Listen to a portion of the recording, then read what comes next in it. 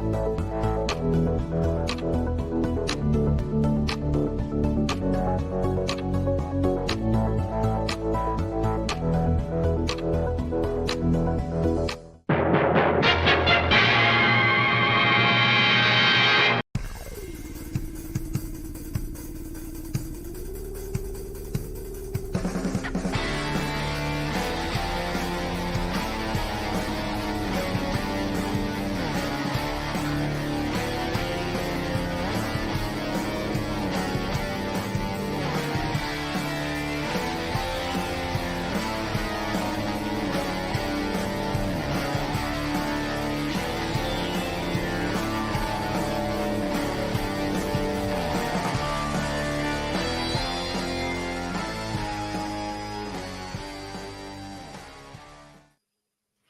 everyone, welcome to another edition of Sunday Night Geekery. Oh, my mic is not on mute, so that's a good start. And I didn't mute myself. So hello to everyone. We've got the ever-loving blue-eyed thing here again with us tonight. Clobbering time. Hail. Hello, everybody. Just putting the word out there. Sorry. What's up, my friends? Good to see you. My friends in the chat and extraordinary gentlemen of the panel. And we've got someone who is supposed to be the Mighty Thor, but looks kind of young.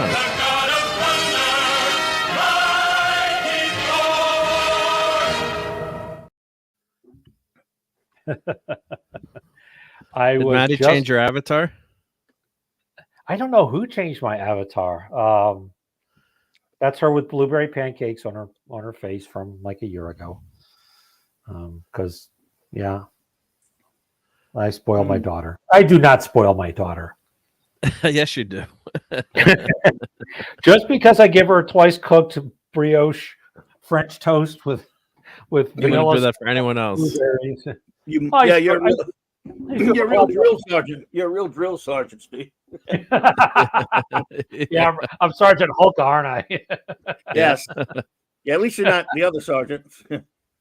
What is your major malfunction, numbnuts? Oh. Yeah, there was also Officer and a Gentleman.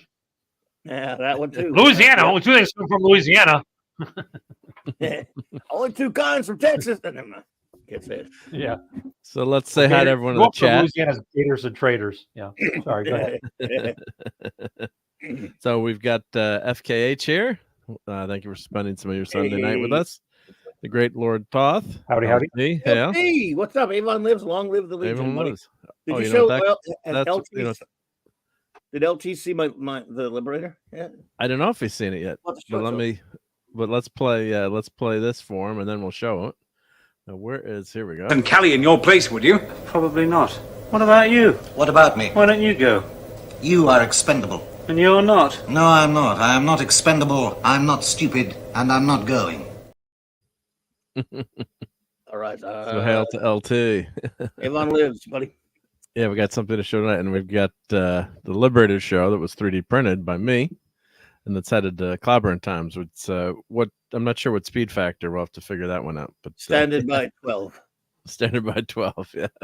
Hail to Gap After Dark, and Wes Cagle, Mr. Brian Hepburn, Lemon Pie. And I think we're caught up in the chat, right? Everyone's saying hi to each other. Hepburn's connected to the After Dark, and Lemon Pie connected to the. I'm sorry. Hear the word of the Lord. Is LT still here, or let's see, is LT? I don't think LT is still in the chat. Let's see, what time was he here? Don't know. Because that was much earlier. That was at like 9:30. Oh, okay. Lisa. Hey, Lisa. Hey, how's it going? Go ahead, Steve. And Fanty's here. And Fanty, if any. I actually sent the link. I sent the link to actually a friend, Clobby, whom I've known longer than you. Wow. By about 5 years. So we'll see if he shows up. Yeah, I got a friend, Jeff, I've known since. You do not, because he before I moved to Pennsylvania, I lived in to Louisiana. Sorry, I lived in Pennsylvania. I consider myself a Louisianian because I lived there most of my life. But I lived in Pennsylvania for about 5 years or so, and have a very good friend who was into comics way back in the day. Yeah, so we'll see. Indeed. Sounds good. Well, does everyone want to see the Liberator? So, well, I guess. Oh, we lost Steve. Well, we should. I was going to show it anyway, so why don't we show that anyway? So, take a few minutes showing that, and then we could do a little bit of sports balling, not too much, but.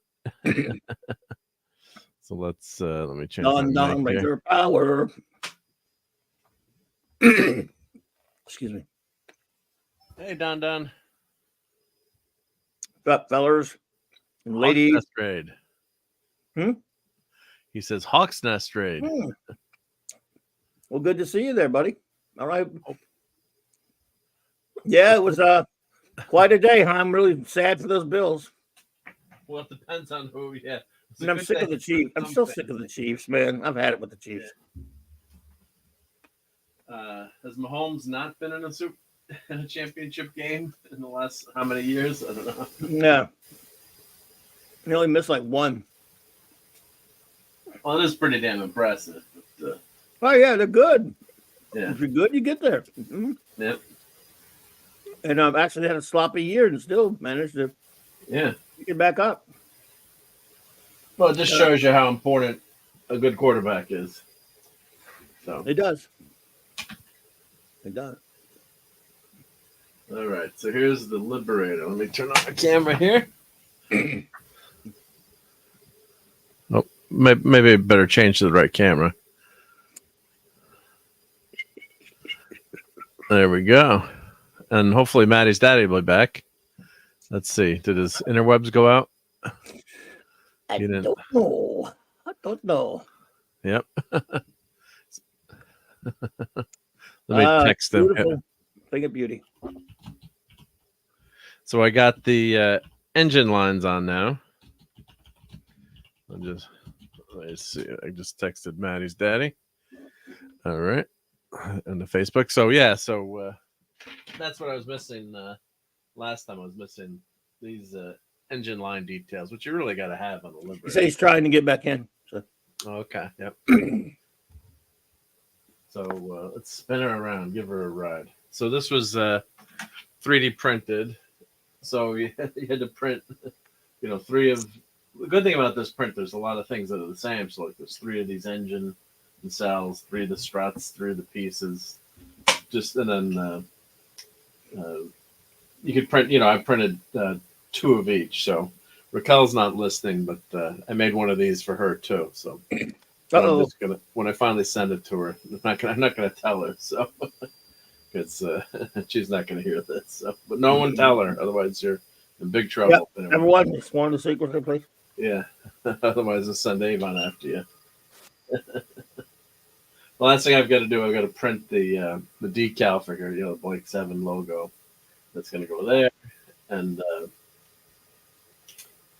there's a couple of stickers I got to print. Don't knock 7 over. That's a pretty, and I got to paint that middle one I did out of metal, so I got to paint that white. But it came out pretty. Oh, good. Maddie's daddy's back. Oops, we hit the. Yo, dude, I got it. There, you got it. I'll get you solo. There you go. That's beautiful, man. No, I mean, I can't believe it. I'm still in shock. Pretty big too. So here's my hand. Really big. Compared to that. Oh, when I have blood in my hand. The scale you have it to that Enterprise is perfect. I've always thought that the Enterprise would be next to the Liberator. Yeah, just about the right scale, we think. Yeah. And we'll never have technical blueprints like they have in Star Trek, but I should make mine. I should make them. They should let me do the cutaway, like and decide where everything goes. Yeah. That's about the kind of size that the Enterprise would be next to the Liberator. With that sans the hand, of course. I wonder if I hang that on there. Hey, I have a quick question, if I might. I have a quick question, if I might. Sure. I have a friend my friend that I told you about is trying to. He said, "How do I get in on the chat? Do you have to have a YouTube channel?" You no, don't have no. the channel. No. No. You got to sign in, though. You have to be signed into YouTube, though. Yeah, just signed in. You don't Oh, have to have a channel. in. You can watch without being signed in, of course, but if I don't- you're going to get Right, in the right. chat, you have to at least like register to YouTube free. No, that's what I thought. Yeah. Yeah. Yeah, you can't make a comment. You can't comment without registering. Yep. Yeah, but you don't have to like Well, pay Jeff, anything. if you're listening, It's free, though. Yeah. yeah, it is free. That is true. So, It's hey, just my you're making look, it my YouTube avatar, different. my avatar turned back to the old picture of Maddie. How'd you figure that out? Wow. I didn't do a thing. Really? You didn't go to like the edit audio avatar and choose a different one? We were talking and it went down, and then I brought it back up, and there it was different picture yet again. I have Weird. never. I don't even know how to change it. You hit As the a matter three of dots fact- and say edit audio avatar. That's right. I did try that like a couple of years ago. And it Aren't won't you a let me. graphic artist? It has to let you. No, It can't not No, let but you have to be. You have to be careful. I could turn you into a woman with Photoshop. No, you have to have a StreamYard account, which I don't. No, we got plenty of people come on as guests on No, StreamYard. you don't have to have a streamer account. No, I don't think so. No. It says right Most- here. A lot of, You have- a lot of the people. Oh, As a guest, though, you don't need one. Oops. Oh, we lost Steve again. Lost R2. R2, where are you? Yeah. So anyway, he'll be back, I'm sure. He'll be back. We got yeah. Fiona sent me some art of pictures, side views of the Liberator. The hand on the Enterprise, Lisa, is from an episode called Who Mourns for Adonis, where an actual plasma hand captured the Enterprise at the beginning of the episode. And that's an ornament from that episode. Is that a hand, Mr. Spock? Negative, Captain. Not living tissue. Yeah. It is a form of energy. So, there you go. Anyway, yo, bro, welcome back. Thank you. Welcome back. Yeah, that's a great episode called Who Mourns for Adonis. Lisa's in the second season. Yeah, Adonais, isn't it? probably, but everyone got so used to I stopped saying that because everyone looks at me like I'm Is it- weird when I said it. So I just started saying Adonis again. Adonis, because everyone Yeah. says That's Adonis. like- Every time I Let- say that, everyone says Adonis. So I'm like, all right, whatever, you win. Where are you going to? You mean to where are you going? Yeah, I tend to want to correct people, but I know people are annoyed by it because our society is. I mean, it Let's- looks like let's Adnaeus to me. Yeah. But I remember when I first saw it, I just think Adonis and didn't think much above it. Then I said, oh, wait a minute. Well, I mean, Spelled, you were spelled like- differently. You were 5 at the time. That's it. Actually, I was like 16, but yeah. I came late to Star Trek. I've been Oh, late bloomer to really? Star Trek. I didn't really get to watch a lot of the series much, and then didn't fall in love with the show until I started with the motion picture, the comic adaptation, and the movie coming out. And then they brought the show back to Channel 2 in Baton Rouge and stuff, and I started recording it with the brand new VCR. And that's how I started recording it, watching it over and over and over again. So, yeah. So I didn't get to see it much as a kid like I wanted to. Oh, I had two brothers to fight with them from TV, I guess. And, when I was much younger, I wanted to see Lost in Space and Batman and Spider-Man and cartoons and all that stuff. So, yeah. But anyway, better late than never. 40-something years, so I did see it on network television once, but not much. Oh, it used to be on in Baton Rouge on Channel 2 on Saturday night. Yeah. Well, yeah, actually, it was. I'm talking about when after the motion, it was gone for a while, and then when the motion picture came out, they started back in syndication again. And they were like Sunday mornings at 6:00, and eventually they started running it every night. I remember Channel 2 would watch MASH, then they would run Rockford Files, and then run Star Trek. That's when I started. After a while, I remember it was a pretty good. That was what a lineup that was. Yeah, those were the good old days. I mean, not to sound like an old man, even though I am one. They were good and Yeah, they old. were. Yeah. At the time, they weren't old, and now they are. Wow, Brogu, are you from Louisiana? I think Yeah. Klobby said you're from Louisiana. Yeah, Brogu's from our old hometown, BR. Wait a minute, you're Channel 2? Yeah, You're not. Wait a minute, you don't live in BR anymore, Klobby? yeah. So I said, but he doesn't. Okay. I thought you said our old hometown. I'm like, Well, did you, it is our old home. It is our old hometown. Oh, where's Brogu live now? If you don't, I don't think he's ever told me. Ah, Good to see you, Brogu. He's on the He lounge. lives in Vegas now. Just kidding. He's hiding from the screaming eels. He lives right next to him. Hey, if he's in Vegas, we could totally get together and talk nerd stuff. Yes, Brogu is he lives in Houston. Planet The old Houston. Planet Houston. Yeah. You ever go to Hobby Town in Baton Rouge? Remember Hobby Town? I've been in a Across from Cortana. Prison. It's across from Cortana, and it's not there anymore. Cortana's not there at all. Across from Cortana. Well, you were across from Cortana. No, I'm talking a long time ago. Sounds like an insult. Across the airline, though, not across Florida, but across the airline. We're right next to where Fun Fair Park used to be. Oh wow, my brother used to work there. And it's been it's been in Hobby Town. I mean, it's been there for like forever, and I'd always pass it and just never got a chance to stop at it. We went to it yesterday because a bunch of my buddies from the Gulf Coast came into town to go hit some shops and hang out and stuff. And Hobby Town's pretty nice. They got some cool stuff, man. Like every damn model you could ever imagine. All the geeks, they had a whole section for the geek models. They got a bunch of spaceships hanging from the ceiling, and not to mention a bunch of airplanes and all that other stuff. But you'd like it, Mark. It's a pretty cool place. I'm told they have them. Yeah. Oh, hail to Claude Salling. Claude Salling. Hey. And I since when my computer crapped out on me, I did not hail Wes Cagle, Gap After Dark, Brian Hepburn, Lisa Donda. Well, I didn't hail practically anybody. So I group hail to all of you. And my apologies. Hailing frequencies are open.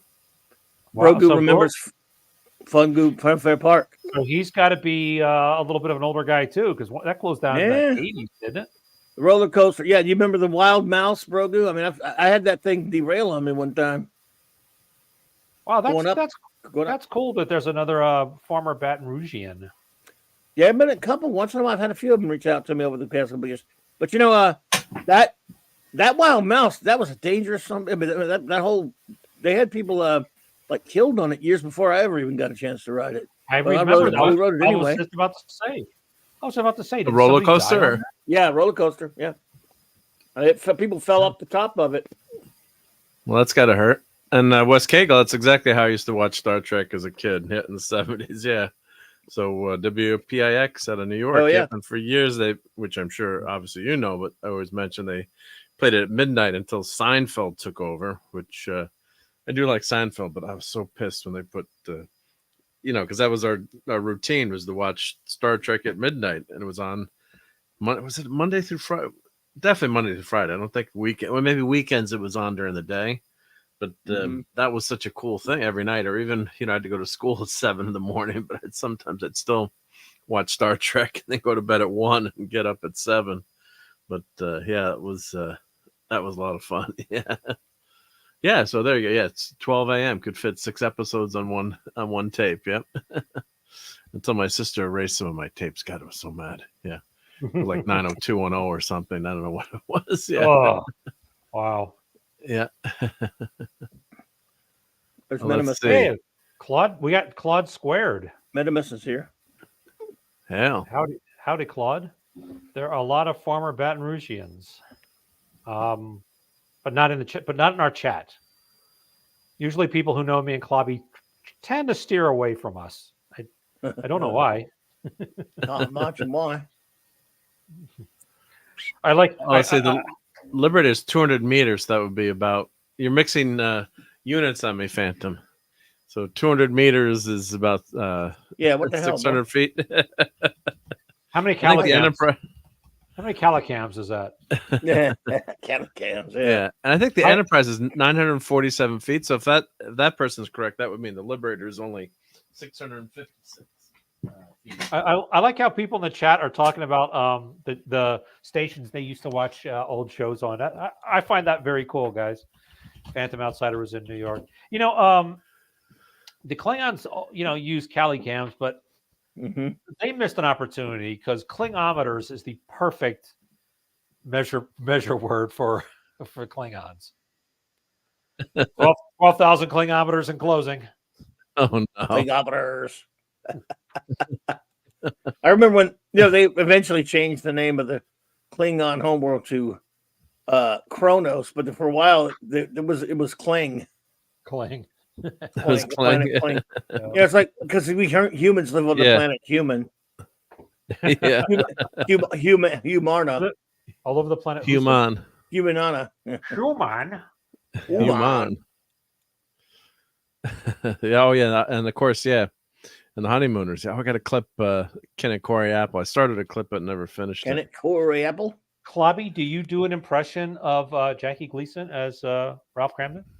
I know you do Norton, right? Hey there, Ralphie boy. What do you say there, pal of mine? Yo. Norton! Norton! You! Hey. Oh, yours is better. Go ahead.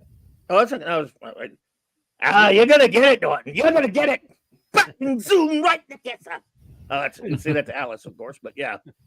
Hey, you dirty. Minimus has a link, by the way. Minimus, you have a link. I know you won't mind if he doesn't join us. No, of course or not. If he does. Or even if he does. Just don't insult me, please, because he wouldn't insult you. Minimus is the master. He makes Triumph the comic insult dog look like Betty Crocker. Minimus, I'm not going to call him Minimus because I don't want him mad at me, but he can. Don't ever get him mad at me because that guy can. He's a verbal Bruce Lee. He's mad at me all the time, so you're fine. So don't worry about it. If he's going to insult anybody, it'll be me. I thought he was mad about you. No. If he's going to insult anybody, it's going to be me. So you have a link on TwitTwat if you feel like it. If you're even listening still, you jag off. See, there you go. And Clobbertine's made me clip this last night because we're going to talk about it on the show. But here's avert your eyes. I love feeling feelings. Because you saw a magnet in the store that had that on there. Magnet. I should have got it and sent it to you. Yeah, and you didn't know it was a joke. So here I have a special version. Joke. Okay. Ooh, I forgot to click. I love feeling feelings. I love feeling feelings. I love feeling feelings. I love feeling feelings. I love feeling feelings. I love feeling feelings. I apologize. I hope I don't lose all my viewers. That's not creepy. That's not creepy at all.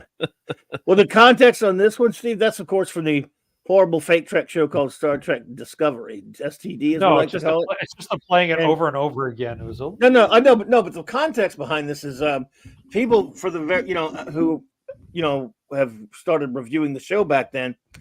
That one of the big knocks on the show and a lot of modern entertainment is how it's all about feelings. And she's not, Starfleet officer on this show, or officers are very soft and they're all about their fifis, very like modern day kids. It's very written for the CW crowd type thingy. And they so much so that there have been memes all over the internet for years, like making fun of their feelings and all this other kind of shit, So it's been like a running gag about this series, amongst other things that are a running gag about the series. And yesterday, I'm at a place called Second and Charles, and there's this right here. That's a refrigerator magnet.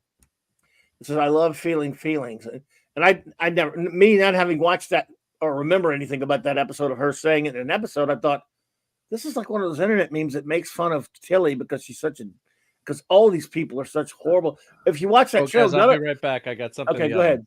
None of them belong in Starfleet. I got you. You covered, buddy. None of them belong in Starfleet. They're horrible officers. And anyway, so when I saw this, I was like, is this a joke? Someone like making? But I'm going, wait a minute. This is. I mean, obviously, it's legal merchandise, and they're making fun of it the way you see on an internet meme. I love feeling feelings. Well, he went back and traced it to an early episode. She actually says those stupid words, and she said a lot worse than that. Some other episodes, by the way. So we were just got a kick out of it. You can't miss the all caps unused, unwanted, unused, unwanted. Yes, my freaking wife gave me this. I'll sell it for. Look at this, $3.99. The postage is more than $3.99. And things like about all those magnets are pretty expensive at those places anyway. But it's like, who would buy this crap? Not just because it's not even Star Trek. It's just such a joke. She's a terrible character. They have another one that of course, Marc is obsessed with a scene for a couple of years later down the road where she's talking about her insecurities. And this is a woman that's like in line to be captain. And she's talking about the other day I got outside my comfort zone and I ate macaroni and cheese. And I'm like, wow, that's who you want out there trying to save the universe and exploring it for Starfleet, right? Sorry, I ordered mac and cheese on purpose. I'm trying new things because my comfort zone has become uncomfortable. That's what you want to come. Yes. She's the next captain. She want her to be over for a while. That's who you want to be the captain of a starship, right? Yeah. We're so doomed that the universe is toast, man. So she eats mac and cheese, and this is what she says. That was disturbingly not delicious. I mean, how could you not like mac and cheese? First of all, there's that, but that's a side issue. I'm going, that's a Starfleet officer. Okay. It gets worse. It gets worse in one of the episodes. With they're on a shuttlecraft and crash lands on a planet, and it's supposed to be like her version of the Galileo 7, and it's so hysterically bad that you're laughing at it. And the officers don't act like officers. It's just they're crying together. Because in the beginning, we don't know how many times. We don't know how many times Kirk cried in those Cocoa Puffs. Yeah. Why don't the Klingons like me? Yeah, because the first season, they complained that Mikey Spock didn't show enough emotion. She was too wooden. She was almost like they tried to. I think they told her to play kind of like she was a Vulcan because she did grow up on Vulcan on the series. But and then they became like on a tip of a hat. They would just cry. It was like the most crying I've ever seen on a TV show. Like the third or fourth season, they would just cry. I mean, yeah, you can have emotion in a series, but you're not gonna have overt emotion like on the bridge of a ship or. Like this is what happens when they find out that some of the crew are not dead on the Enterprise on Pike's Enterprise on Strange New Worlds. Careers are. Like, could you imagine a bridge officer on Kirk's Enterprise doing that, or her doing this? Look at us! Come on, and the crowd goes wild. I hate when you do that. Because 400 years from now, we're still going to be using the same catchphrases like the crowd goes wild. Yeah. Next, in the next episode, she says, "Who let the dogs out?" Yeah. Believe it or not, that's supposed to be Uhura. Oh, yeah.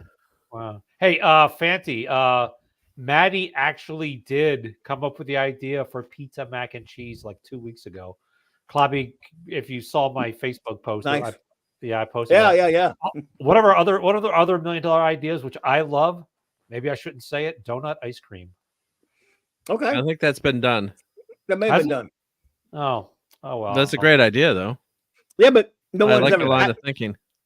No one's tried to sell it though. It's just probably somebody put donut ice cream on a donut, maybe.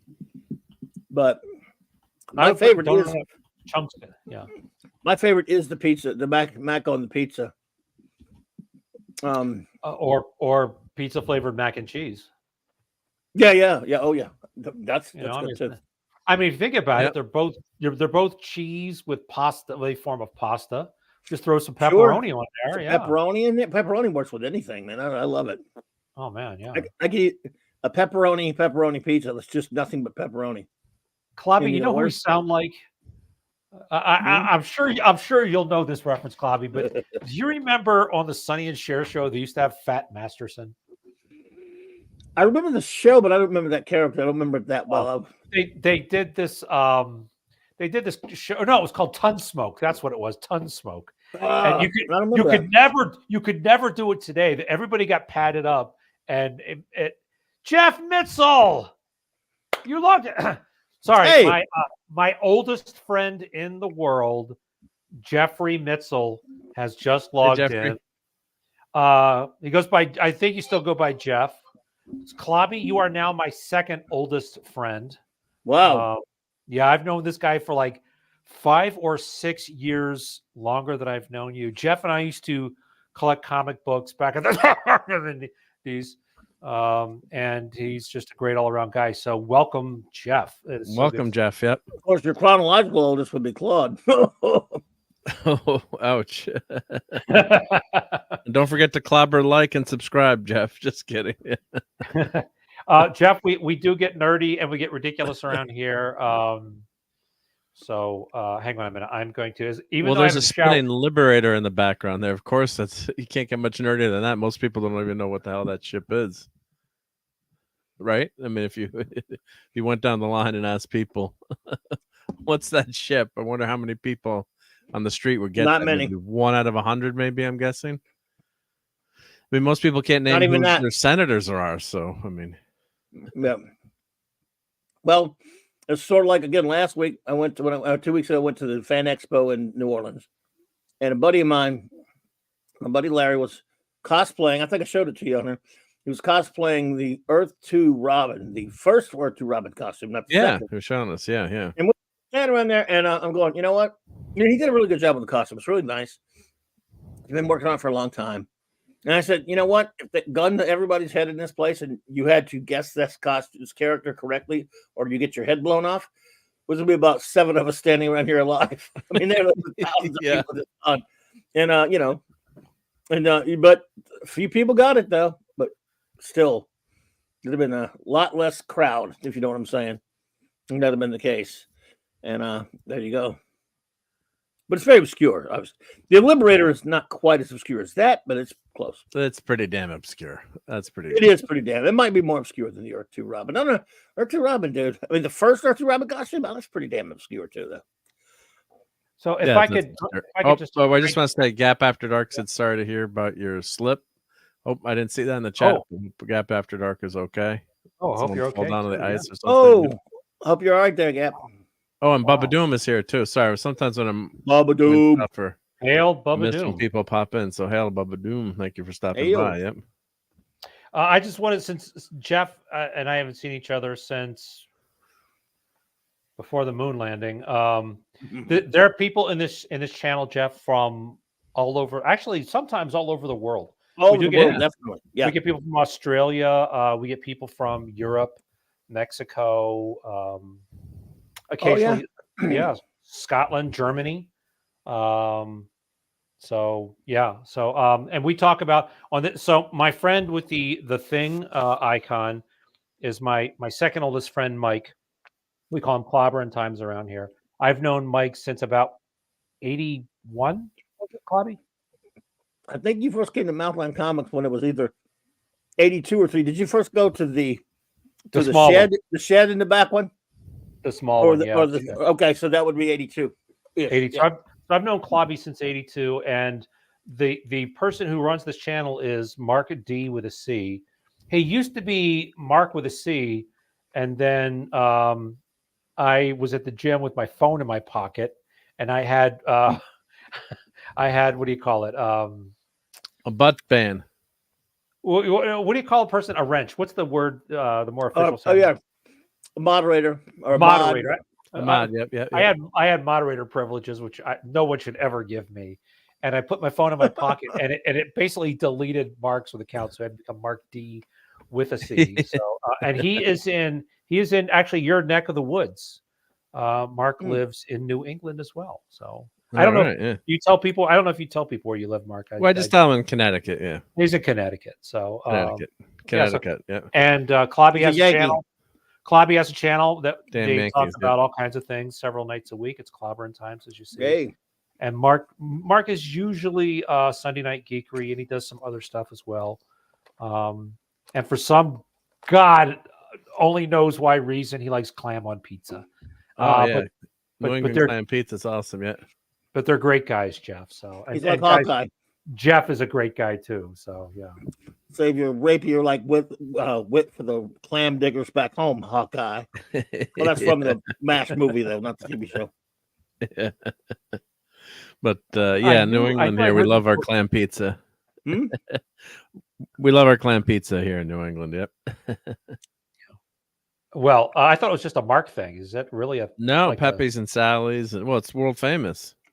Jeff, you've been in New England all your life. If you eat clam pizza, tell me in the in the chat, because I've never heard of it, and I lived in New England for 5 years, 6 years, seven. Well, did you ever go to New Haven? Not even close. No. All right, yeah. So New Haven, yeah, that's, that's Jeff where and it's I. big. Jeff and I lived in a place called York, which nobody's ever heard of unless you're a history buff, because I believe it's the first Continental Congress or the second was in York. And also Jeb Stewart, who Clobby will know, Jeb Stewart, who was sent to spy. I mean, I'm sorry, Confederate general? Confederate general, and he was sent to spy and report on the Union troop movements, and he got lost in Dover, Pennsylvania, which is like Clobby. That would be like getting lost in Bunkie. Yeah, it's hang on. I have to turn on my camera for this. Dover is so small you can't clap like this. You have to clap. What about Dover, Maine? That's bigger, obviously. I've never been to Maine, but I kind of like the music. Hawkeye's from Crabapple Cove, but he was also from. He used to live to go to Dover because in the MASH movie, and I guess in the early books, he and Trapper called themselves the Pros from Dover. We're the Pros from Dover.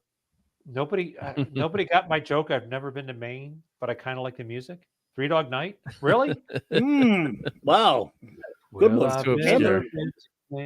Sorry, I apologize. You didn't ask us to quote a Star Trek episode. What's with this music stuff? Sorry. Well, I'm also big into music too. I know the lyrics to every classic rock song ever written, whether I liked it or not. How about Jethro Tull? How's your Jethro Tull? In the shuffling madness. There we go. The locomotive breath. Yeah, dude, I'm not kidding. I know them all. Really? Just about. Yeah. I mean, name a classic rock song that if it was like on the radio, I probably know the words. What are these lyrics from? How come you're always such a fussy young man? Don't want no Captain Crunch, don't want no Raisin Bran. Well, don't you know that other kids are starving in Japan, so eat it. Just eat it. Hail your Muslim uncle. Your Muslim uncle. Hey, did you see the Weird Al movie called Weird about Weird Al last year called Weird? I did not. Well, let me tell you one. Seen it yet. Let me tell you one thing about that movie. It's weird. You can tell us two things if you want. Oh, yeah. It's weird. Clobby, when me and my friends go out on the town, we can't sit still. We can't sit down. Well, I don't like to fight, and we don't like to scuffle, but we dance all night doing the curly shuffle. Hey, Mo. Hey, Mo. Hey, Mo. Mark's like, Mark's like, I've got to clean up my friends list. Clean up the friends list. Yeah. Right now, Mark's thinking. Please, Courtney. I'm a victim of circumcision. Man. I'm a victim of circumcision. Oh, look at this. Oh, Jeff just became a member. Awesome. Wow. I'm not even a member. Wow. Yeah, Steve's not even a member. Why don't you come on the show? We'll kick Steve off. Jeff's a good guy. Thank you. I don't know if Jeff still knows comics like he used to, but we were really, there was me and him and a guy named Russ that Jeff will remember back in the day. We're talking about when Convoy was on the radio, and Jeff and I bought a ton of comics. We bought the old original Iron Fist stuff and Shang-Chi and Avengers when Perez was the artist of Avengers, and so my oldest friend. Let's play something. Does he like Spaceballs? Merchandising, where the real money from the movie is made. I don't know. Jeff and I lost contact for years, and he found me on Facebook. Wow. And fun fact, the only reason I got on Facebook was so that I could keep in touch with Clobby. And then people started finding me, because that happened to me too, Steve. I mean, a lot of people that hadn't talked forever, and then boom, rehook up with some people. That's one of the greatest things about. Yeah, one of the better things about it. Yeah. As a matter of fact, I want to go back to Pennsylvania to see Jeff and my friend Russ too. You've never seen more beautiful country than York, Pennsylvania in the fall. The colors of the leaves, if I painted them, you would think I was making it up. And it's just a beautiful place, and it's good people. And I'm very glad that that Jeff is here. So Nice. And Fancy says there was a novelty song in 1989 to the West Side's to the song West. Oh, Wild Wet. Oh, yeah, I know it too, Phantom. It's got to be Adam West. Yeah. Yeah, it's by Wally Winger. Yeah, Wes Cagle. Be the Batman. Wes Cagle. Me and You and a Dog Named Blue by Lobo. Traveling and Living Off the Land. Dude, I know them all. I'm telling you, you guys will not stop me on classic music. And if you do, you deserve a no prize. Me and You and a Dog Named Blue. It's actually Boo, not Blue. Me and You. Yeah, by Lobo, who also did I'd Love You to Want Me. Yeah. Sorry, I'm a big music. I know classic rock. I know it all. It's like Klobby quoting Star Trek. It's like a nun quoting the Bible. It's like Mark quoting an engineering manual. Do bears bear? Do bees bee? Right. David Addison. Sorry. Should I say Guten Nacht, das Herr das Wolfen. Das Wolfen. Yeah. Still. And Wes Cagle says he's got animosity towards Jethro Tull. They stole the metal Grammy from Metallica. Yeah, so they sure did. Yeah, yes, they did. They had the like physically. It was a very well. They didn't steal it physically, but the fun thing was that was the first year. I think they started finally adding categories to different types of music, and then they were best metal performance. And in 1989, Jethro Tull had a fantastic album called Crest of a Knave, which is just an amazing album. It was just a great, I don't know if you call it a comeback album, but, Jethro Tull has always been, in my opinion, always been good. But, one of the toughest things is to have, enduring, talent and keep coming up with something new. So that album was phenomenal. But then it did sell very well. But then they told the band, they said, don't even bother going. Metallica's going to win, with Injustice for All. And I love Metallica too. It's a phenomenal album.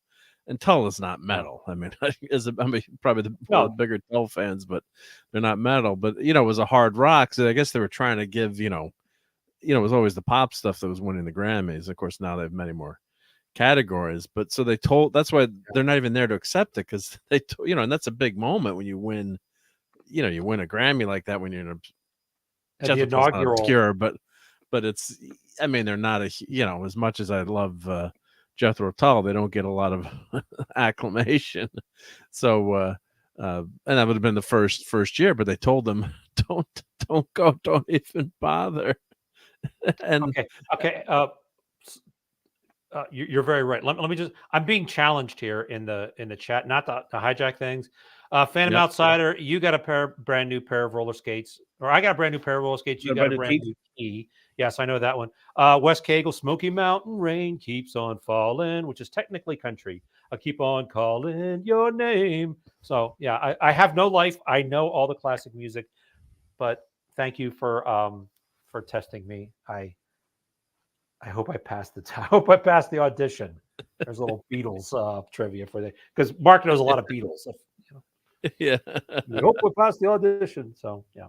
Yeah, and as Das Wolfen says, the first year for best metal performance, Tull won it because the Grammy committee didn't know metal from their own rear end. I mean, yeah, I agree with that. So we're just, as a Tull fan, it's just hysterical. So so there's a quote from Martin Barre. He said, the record company didn't think we'd get it. They said that we stood no chance. They said, don't go.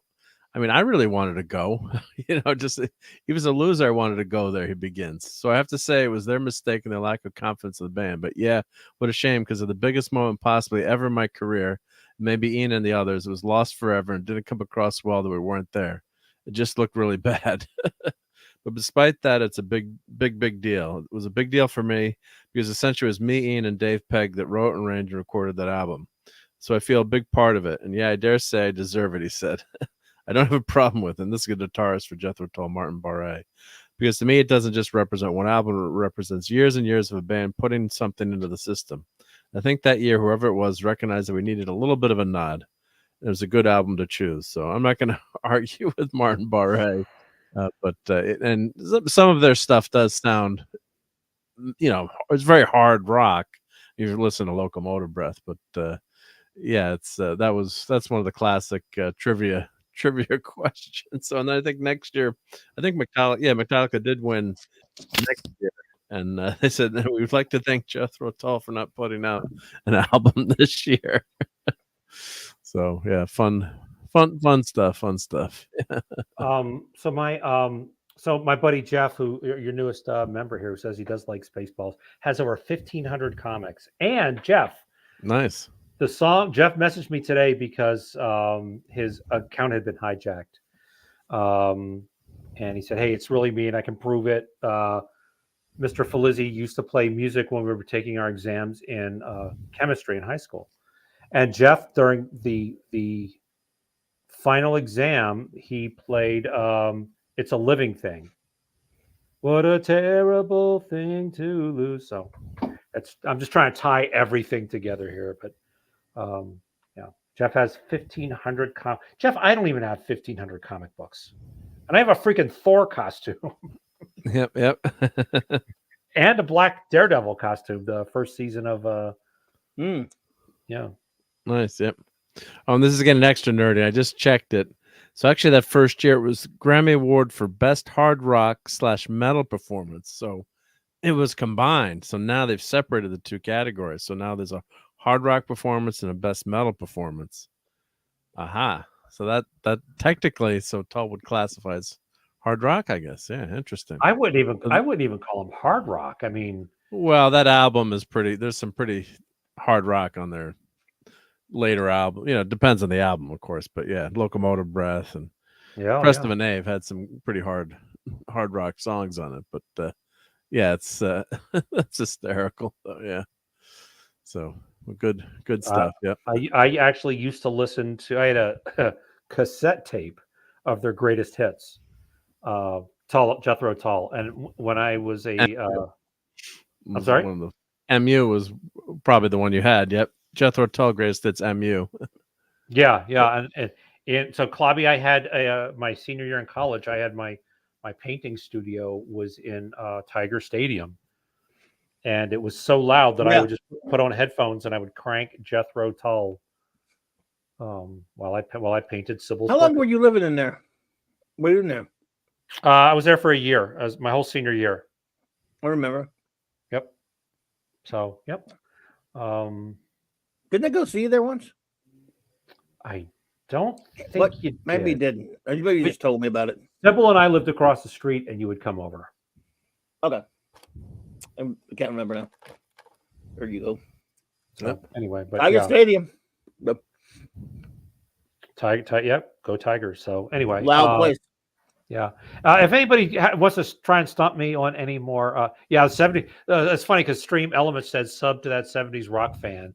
I think probably the only person that could probably stump me on classic rock would probably be him. He's currently on another stream at the moment. At the moment, really? Oh yeah. Oh, okay. Anybody I know? Not that anybody should leave this stream. Oh, okay. No. Gotcha. He's on another friend's stream.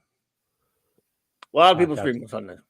Yeah, it used to be just me and Doomcock, and then Doomcock abandoned, went to Wednesday. So and then but it's all good. Yeah, a lot of friends out there. You can't all at the same time. But Sunday night's a good night for me because it's starting the week, and you can recap the week, and usually seems like Sunday. You're home at night, and obviously and not doing anything. So.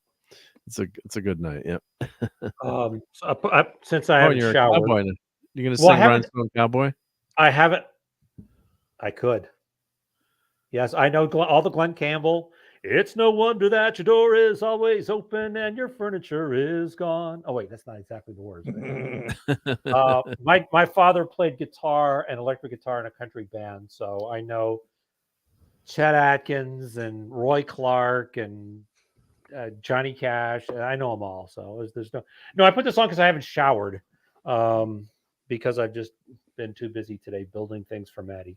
And now I forgot. Dust Wolfen is. Oh, thank you. Dust Wolfen is taken off. Freezing. Oh no. I don't know where you are, Dust Wolfen, but there's freezing rain wherever it is. So be safe. It's even Well, be freezing safe, here. Dust Wolfen. Yeah, All right, yeah. Dust Wolfen, be good, man. That's be careful. Yeah, don't go out in freezing. Right? Yeah, that's the worst. It's like it's actually better if it just snows.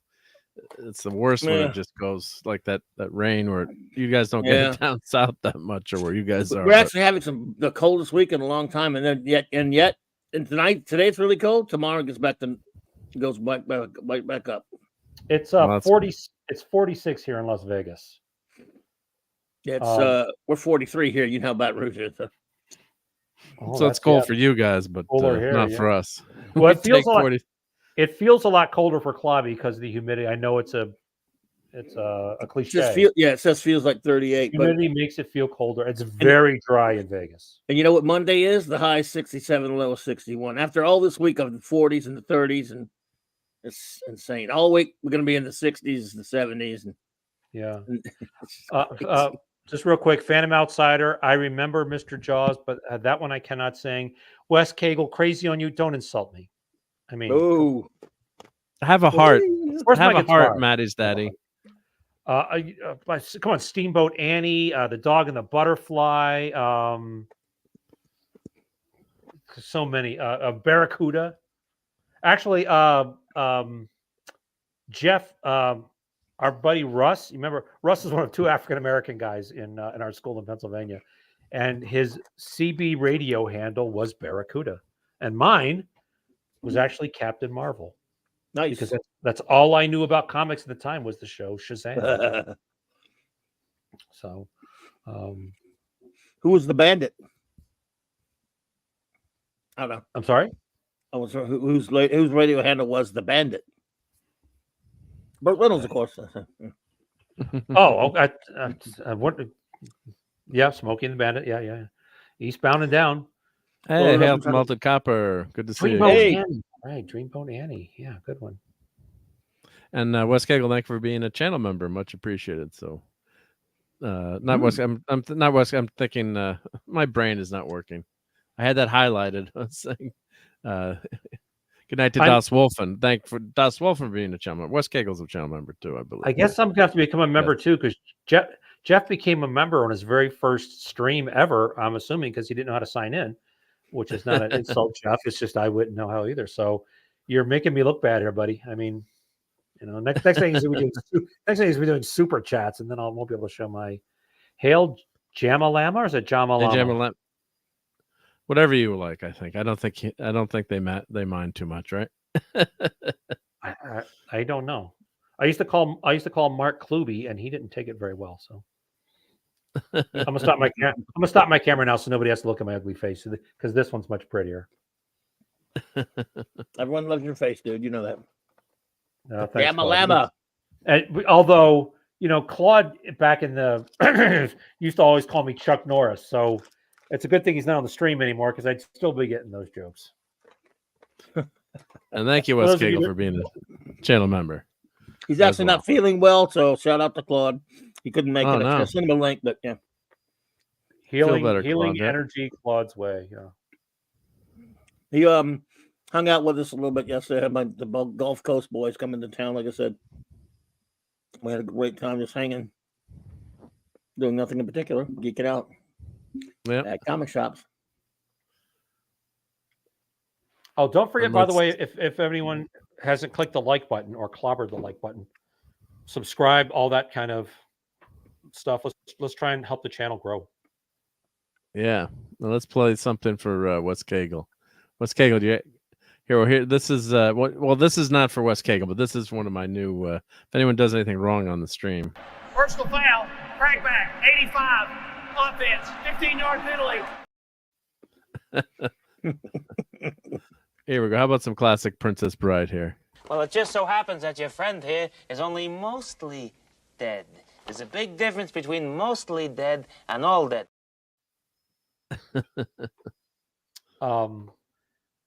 Not Carrie Always. Mandy Patinkin laughed so hard in that he bruised a rib. Yeah, it's one of the great scenes. Yeah, and they had to replace Carrie Elwes with a dummy on the table because he couldn't stop laughing because Billy Crystal was, he made up most of his lines. Like the crazy guy that he is. Yeah. Wes Cagle has a request. Sure. What you got? He wants the "Damn it, Mark" quote from the Fortnite. Oh, I'll get that. Yep. I'll get that. Yep. And I was just getting a Princess Bride quote for Steve here. Do I have my? Where is While that? you're doing that, yes, Phantom Outsider. I do know Shamalama Ding Dong. Yes. Oh, yeah. Who put the bump and Shamalama. bump? Who put the dang in the Shamalama Ding Dong? Who put the dit? Yep. Who was that man? I'd like to shake his hand. You made my baby fall in love with me. Sorry. Carried away. Jeff's going, what the hell did I get into here? What are these guys smoking and or Yeah. While Mark is looking for everything, the clip, right? Well, yeah, I'll get that clip too. Yeah. While you're looking for it, I will just say, never going against the Sicilian when death is on the line. True love is the greatest thing in the world. Except for nice MLT, mutton, lettuce, and tomato sandwich when the mutton is nice and lean and the tomatoes are ripe. They're so perky. I love that. Let's play the dad. And Dadman can't be here tonight. He sends his regrets, but let's play this for Dadman. We got to play this at least once a stream. Where is this one hiding? I got this one towards the top here, so I can find it quickly. Yep. Never that way. God damn it, Mark. Jeez. Yeah. I think that every time you play that clip, you should follow it up with Captain America saying, language. Language. Yeah, that's another one to clip too. Yeah.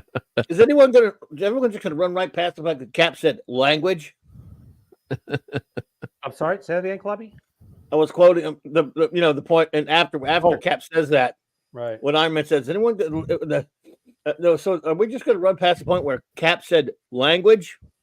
Yeah. The funny thing is that in my head I say that every time somebody swears, and then later when Cap says another word, he goes, and Tony says, "And for gosh sake, what's your language?" Language. That's not going away anytime soon. Yep. I gotta say, I gotta say, what was the director? He's canceled now. That was Whedon. He did, even though he didn't give Cap any real powers to speak of. Oh wait, was that Whedon? Yeah, that was Whedon. He did write good lines for Cap. He understood his personality. Yeah, he grew up. I was talking about with this with Mark last night. So he grew up loving comics, and when he created the show Buffy the Vampire Slayer, Buffy was pretty much Spider-Man. Everybody on the show talked like they read Marvel comics, and that was a great show, and so was Angel. And so, he grew up again. He also wrote part of the first X-Men movie, and they didn't use his script, so he took his name off of it. But he really understood. He's a jerk, total jerk, but he was very creative, a very good writer, and he wrote that Whedon type of writing style that was good for a while. Then everyone started copying it, and it just got awful. But I like his work on the two Avengers movies. He'll go overboard once in a while with some of the wise cracks, but a lot of people don't understand. People bitched about that a little bit, but in comics they were filled with wise cracks, especially Marvel. Oh yeah, Spider-Man, especially. That's what people complained about the first Sam Raimi movie. They said there were no quips as Spider-Man. He didn't crack all the jokes all the time. It was missing big time. It was definitely a thing. Yeah. And it didn't make sense why they wouldn't have that in there. I mean, just it's so easy to do. I mean, you've got so many examples of Spider-Man doing that. So that I don't really, the Maguire's okay as Spider-Man. It's not great, I think. The movie's pretty good. The movie doesn't really act like Spidey. No. Yeah. So they're missing that. I mean, maybe you didn't want to have the quips because of the tragedy of Uncle Ben's death being too soon, but that was always Spider-Man's character. I mean, they had a couple, like when Spider-Man shows up at J. Jonah Jameson's window, or when the Goblin's like, "Who takes the pictures?" And then J. Jonah Jameson says, "I knew you were working together," and he whips his mouth shut and says, "Hey, kiddo, how about let mom and dad talk?" That was very much type or Spider-Man type quip from the day. They didn't do enough of them, but But I just want to say real quick, and then I'll shut up for a little bit. One thing I have to give Whedon credit for is in the commentary, for the Avengers, when Cap says, there's only, those guys are basically gods. There's only one God, ma'am, and I'm pretty sure he doesn't dress like that. Just like that, yeah. Yeah, Whedon said, I'm an atheist, but Captain America is not. Would And say so that, yeah. Yeah, so he would say that. So I have to give him credit for that, not trying to push his own agenda. No, I mean, that's the way a writer's supposed to write. Gentlemen, by the way, thank you. I appreciate that. Mr. Brown is a good dude, and I'm honored to hear that. What he wrote there about very that. cool, yeah. Very nice of Very him. nice. I'm flattered and honored, and I would love to go in there. And I have a lot of friends. We have a lot of the same listeners and stuff, and a lot of mutual friends. So that's pretty cool. Very cool and very good channel. Check this channel out, everybody. Yeah, but the writer has to do that. For example, I'm one of the few that really loves Age of Ultron, and a lot of people hate it. But one of the things, my favorite things about it, whether you like the movie or not, or whatever, have problems with it, the whole big like ending in Sokovia when they're in Sokovia.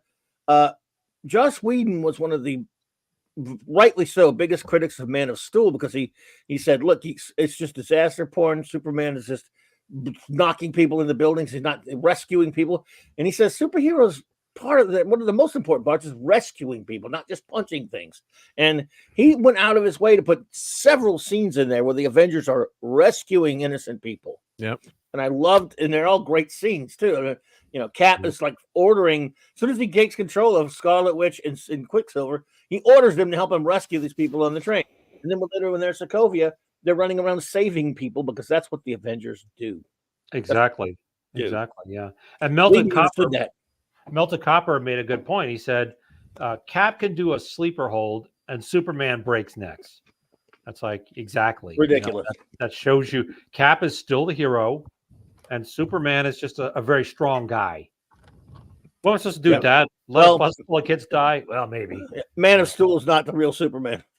Exactly. Yes. The actor's fine. I really like Henry Cavill. It's a shame he'll never get a chance to play the actual character, because he would have been great. He would have been great playing the real. Absolutely. Superman, yeah. But even in that, yeah. He'd also be a great James Bond, but that'll never happen.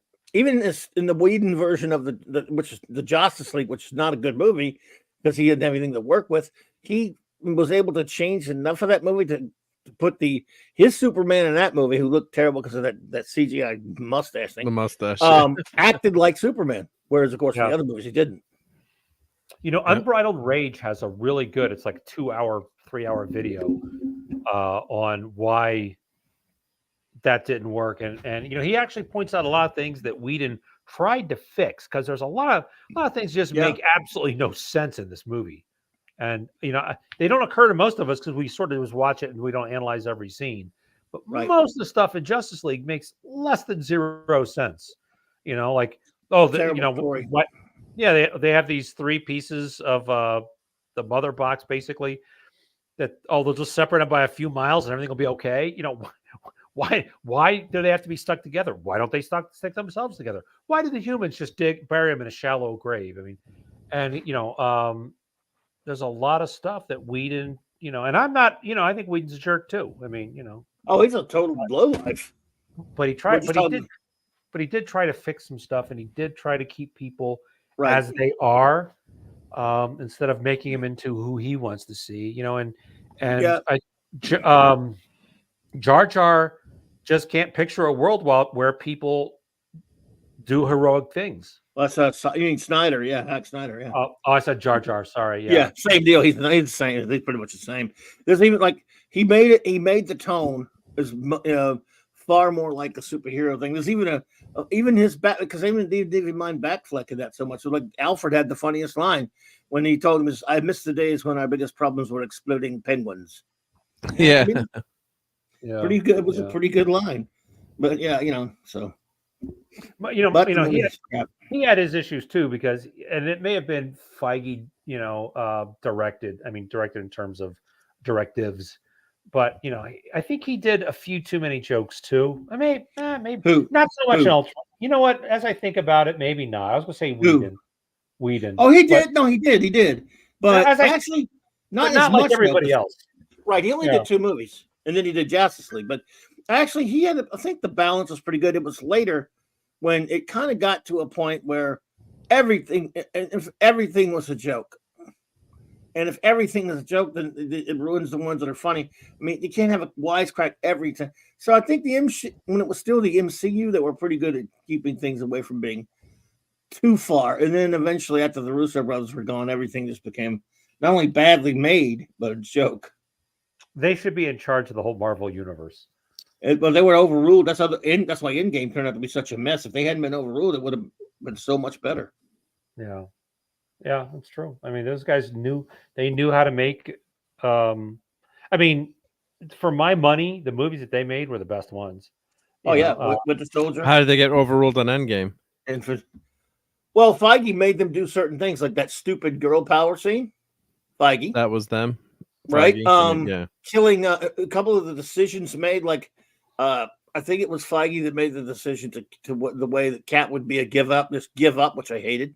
It was Feige's call with some of the actors too, but it was really ultimately his call. He was the boss.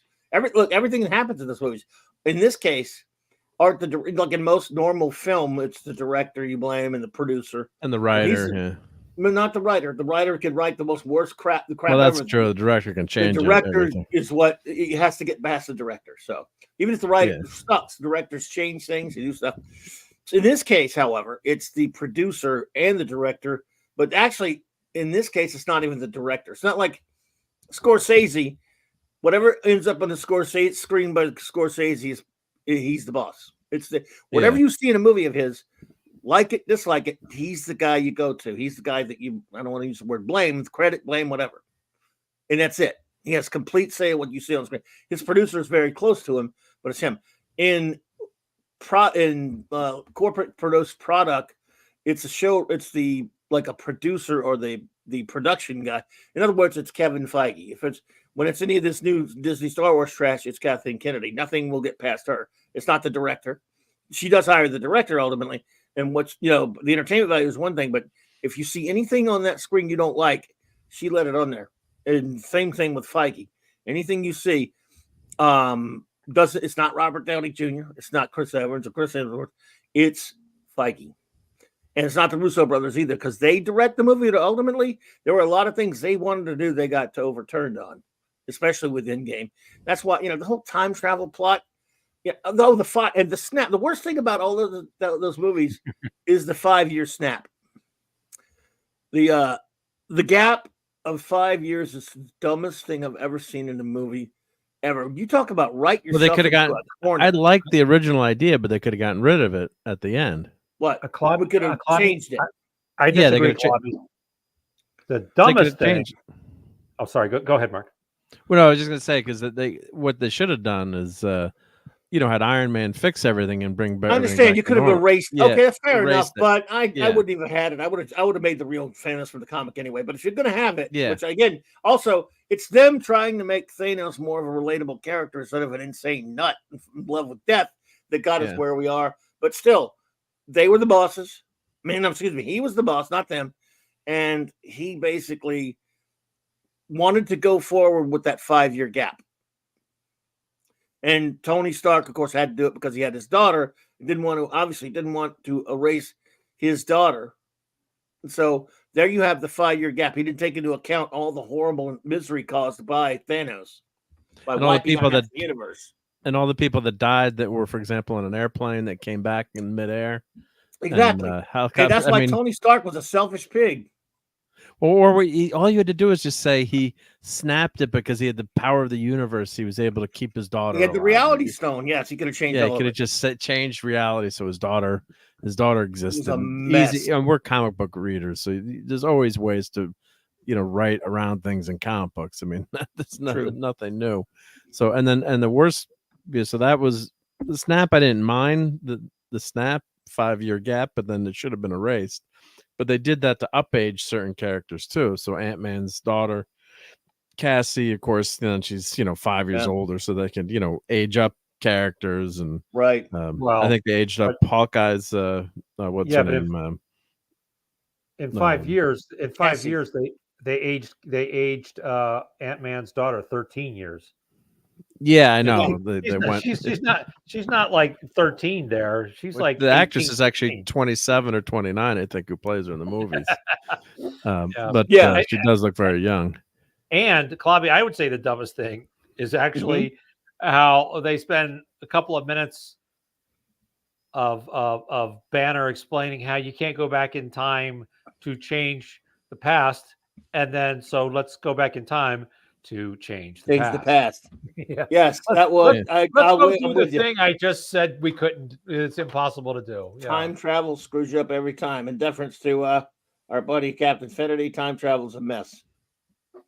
But you know, the thing is, comic books do time travel, so that's not that big of a deal. Just do it right, though. I mean, Star Trek should kind of stay away from it, but you know, comic books do it. I admit.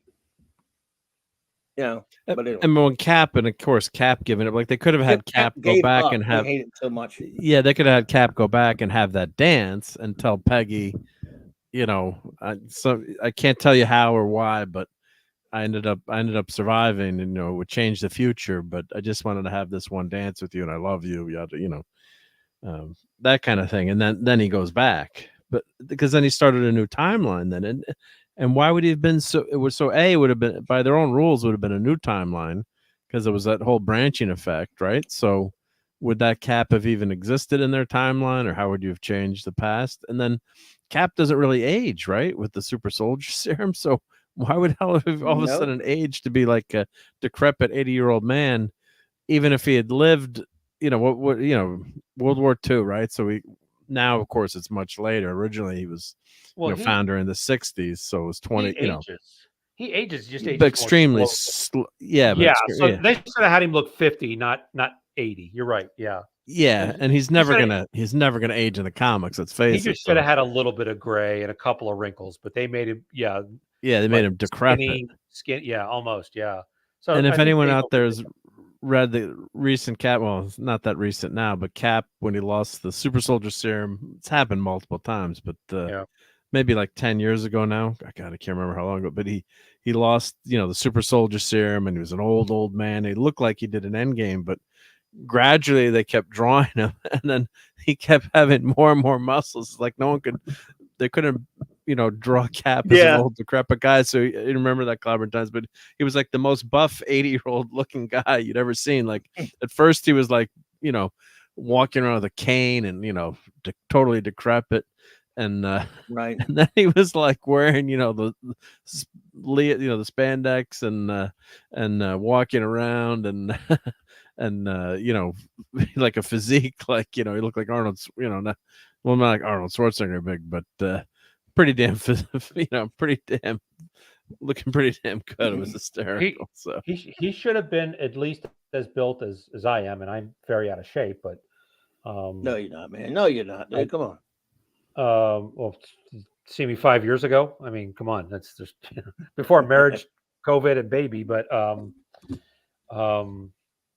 yeah, he should have been. He didn't have to be as big as he is now. Although, you know, maybe he could have been even bigger because maybe, you know, he started actually working out, weightlifting and other things when, you know, he started to see that the serum was losing potency. So maybe he, you know, started, you know, bench pressing 1,000 pounds and curling 500 pounds to, you know, to keep his muscle, to prevent what's it called where you lose age-related muscle mass? Sarcopenia. Yeah, but here, let's see if I can find a panel here with like showing you what he looked like in the comics. Let's see where he's wearing like the shield. Yeah, so here's one here from with when Falcon had taken over his Cap, which I really did not like. That just doesn't work in the comics, but doesn't work. Yeah, but here's Cap as an old man, but this was later. Like originally, he was totally decrepit.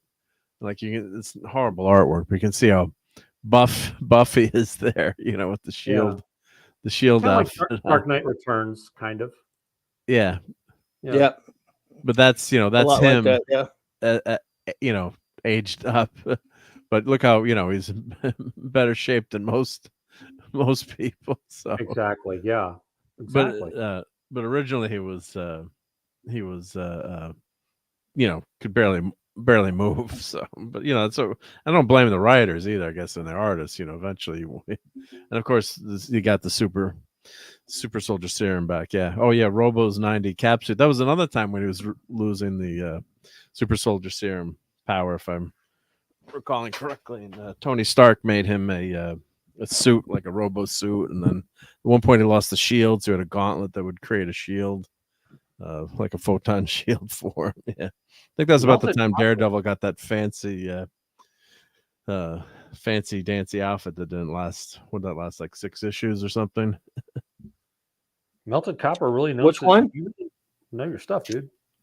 The Captain America. I mean, the Daredevil costume that was had all the, you know, like the fancy Iron Man type features in it. Yeah. Yeah, doesn't it last like 6 issues or whatever? Or... I don't know. I wasn't reading the book at the time, but yeah, for a little while. Are you talking about that? Like, that modern? Yeah, thing? that modern Daredevil. Modern Daredevil. Yeah. Let me see if I got. Oh, come on, computer. You know, there's so much they could still do with Cap in the movies in the World War II era. You know, and other things about, you know, they kind of glossed over the fact that, let's face it, if any of us had been frozen, you know, let's say 30 years ago, you know, we're all still adults and came out frozen now, even with powers. Yeah, we join the Avengers and we fight the bad guys, but you know what else what we'd be doing would be finding people and to see if they're still your best friends are still alive, and you know, sure. And I think even as you know, you see Clobby and I back in my day, you could walk to school without being, you know, Captain America would be even more so. He wouldn't say that is America's ass or Fury, you. No, I hate that line. Yeah, or Fury, you son of a bitch. He wouldn't have said those things because you know it's not a matter of he's catching up. You don't catch up. You don't catch up with morals. Your morals at a certain point. Yeah. I'll go 50-50 with you. I know about the son of a bitch thing. I mean, they cussed back in his time too. They had those words, but yeah, I think that every time Black Widow walked into the room, Cap would have stood up. And if he was wearing a hat, which was the fashion when he went into the ice, if he was wearing a hat, he would have taken the hat off. And if somebody had called somebody a son of a bitch, he'd have said, "Hey, it's a lady present." You know, because that was the morality at the time. And you don't just wake up and go, "Oh, well, everybody else is dropping F-bombs and listen to songs called, you know, wet ass." You know, you wouldn't be that way. You'd be more you'd be more get off my lawn than me, Clobby, and Minimus.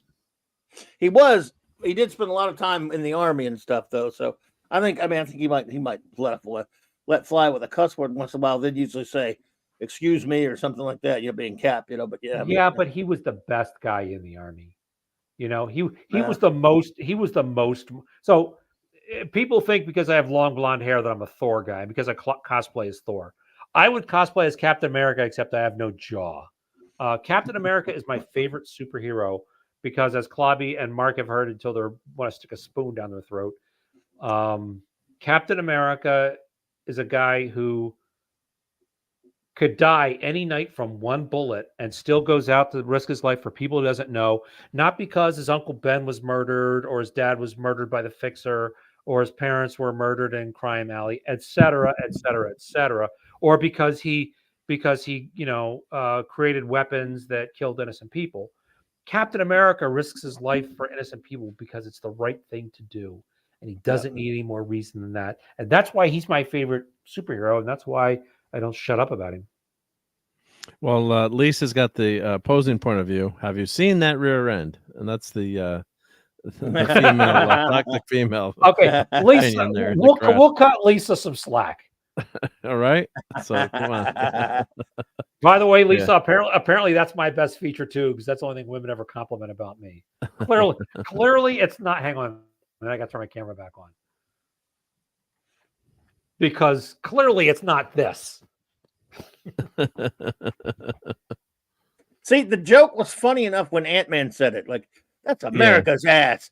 And Cap can Just leave it there. laugh. And then when Cap has that stupid fight with himself, and then he does that, they just didn't need to have him say that is America's ass. That is, again, You need to say it. Yeah. Heard anything with just a little cringe. I'm like, oh, I don't like it. But I mean, there's a comedic thing where you sometimes will bookend, a joke with, to go back. Right. They could have done it with, I don't know. Maybe I'm too much of an old man, but maybe you could say, well, maybe that is America's backside, or caboose, or something that they would have said in the 40s. You got to remember, this guy didn't even see the late 40s. He died in the mid 40s. So rock and roll was not even a thing yet. No, Elvis was just born. So, that was pretty good. So. Anyway, I hear you there, dude. Wes Cagle agrees. Cap is his favorite as well. Very good. Oh, man, he's the greatest. I love him. Yeah. I think Wes. I think that all they had to do for the Man of Steel stuff was repackage all the scenes from Captain America with a cape and because he was you loved him before he had powers. Everybody did. Yeah. Everybody wanted that grenade to be a dummy because you just loved the guy at that point. He stood up for people in the movie theater, even though he's a tiny little guy. He did. Yeah, he threw himself on the bomb. On the grenade. Yeah, grenade. Yeah. Let's face it. Most people after World War II, a lot of people would try to find ways to get out of the army, not to get in. So. Yeah, absolutely. No, I agree with everything you say there. I mean, Cap is just there's the thing. I love all those heroes you were talking about, and I have no problem with the contrivance of a hero having an origin that's always steeped in tragedy. It is the rule rather than the exception with superheroes, but it shouldn't always have to be that way. So. You have two. I can name you two that don't have that, and they continually try to add tragedy where it doesn't need to be. One is Captain America. The other one is Barry Allen Flash. And it's just they choose to use their power for good, and it didn't have to come with a tragedy. Totally agree, but I have to say, ouch, when I said that people compliment my girls compliment my my butt. Lisa put, "Oh, whatever, Steve." Oh my God, I'm not saying it's as good as Captain America's, Lisa. although he is a blonde-haired, blue-eyed artist named Steve. I mean, you gotta love that, right? True. That's right. Right? He's an artist. He's an artist. For a while, he was an artist. So here's some of Daredevil's costumes. So here's the first costume. That looks like Frank Miller's art. That's retcon. That's from Daredevil Year One by Miller right? Romita Jr. Right. Yeah. So that's retcon, but you can imagine he would have worn something pretty basic. Clubhouse is here, by the way, and Joe Dog. Hello. Welcome. Thank you for joining us. Yeah. How's it going? We're doing good, Joe Dog. Enjoying our Sunday night. Thank you for stopping by. And we're talking old comics. I love the show. Yes, of course. He obviously had the yellow and black suit initially. What was that yellow for? And black. Yellow and red. Red. Yellow and red. Yeah. Yeah, exactly. Wasn't it for like 7 issues or 8 issues? For 6 issues. Bill Everett, when Bill Everett was doing it. Number 7, when Wally Wood took over, they changed it to the red. There we go. Daredevil 7. It says it right there, right in front of me. I'm an idiot. Well, I said, I guess I was guessing. I didn't even know that was there until I saw that. Me either. And then I guess if we can click on it, and then of course this is the armored suit that we're talking about. That armored suit didn't last very long, but that's when you give a character. It's almost like a cartoon thing. We're like, we need for a special mission, or like Iron Man always had that with, which made sense for Iron Man. The stealth armor, or the undersea armor, something like that. But yeah. Hey, Narada Knox Amanda Bear's here. What's up, bud? Hey, Narat. Great to see you. This, of course, is one of the greatest comics ever made. So the first red Hollywood suit, masterpiece. It's the first red suit, but it's also because of the deal with him versus the Submariner. And it's just Daredevil was already one of the greatest characters ever. But this might be what really set about him standing apart. I just love I love this character so much. I mean, the other day when I re-showed my list of all-time favorite characters. I might change my list to make him higher. It's tough though, but I got him at like number 12 all-time favorite. But he could be higher. He could be in the top 10. I just love this character so much. February 4th, 1965. Wow, brilliant character. You know, I mean, yeah, not the first one named Daredevil, but good. No, but I mean, a blind superhero and having compensated with other, you know, and being able to do all that stuff. It's a great idea. Not even the first blind superhero, but the best. I mean, I like Dr. Midnight fine, but Dr. Midnight, yeah, but I love. Yeah, like, but you're so right. He is just everything about it is so cool. I mean, he's got. Now Miller added a bunch of things and retconned a lot of stuff into his origin and stuff. But even before that, I like the joke. I like the more happy-go-lucky, acrobatic Daredevil that we didn't know had been trained by a ninja because he hadn't been yet. It was retro. It was retconned. Yeah.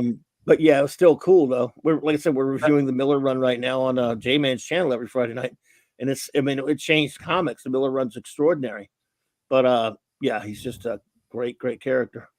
You know, I just saw a clip just popped up on YouTube of him fighting the so-called Iron Fist in the Defenders TV show, which as Claudia says, not the Defenders that we know. No. And there's no way that he should have been able to, it should have taken all the Avengers to fight Iron Fist. You know, the guy was raised, and that's a whole different. This is a good cover here. I always love this cover. Fall from Grace finale. Oh, you like that? Why did you love it? I just like the sigh there, and then the blood, and it's just a cool. It always grabs you. That grabs you from a distance. Compared to like this cover, like I'm not buying that. Well, I do own this, but I mean this I always remember this cover. It just grabbed me. I'm trying to find a picture of the spiky Daredevil on the cover, but they're not even showing his new suit on the cover. But I don't think it. I don't think that suit maybe it lasted longer than I thought. 329. This is the Chichester run, isn't it? Yeah. Scott McDaniel, artist. Yeah. Who was that fighting Iron Fist? Daredevil. That's him with that. The armored costume. Armor. Yeah. As much as I love, and I just said how much I love Daredevil. I'm sorry, Iron Fist should be the best fighter in the Marvel universe. He's not the strongest. He's not the strongest. He's not the fastest, but. He grew up in a dimension where all they did is very advanced martial arts. Yeah. So he should be a master of every kind of. You don't put Shang-Chi in a good, giving him a good fight. I mean, I would put Shang-Chi as just below him simply because he was basically raised in the Shaolin Temple on steroids. I would put Shang-Chi as a close second. For Shang-Chi, I would have him be more of the wise man, the guy that can heal your cancer with herbs and can calm you with meditation and ancient wisdom and stuff. And there should be a degree of that in Iron Fist as well. But if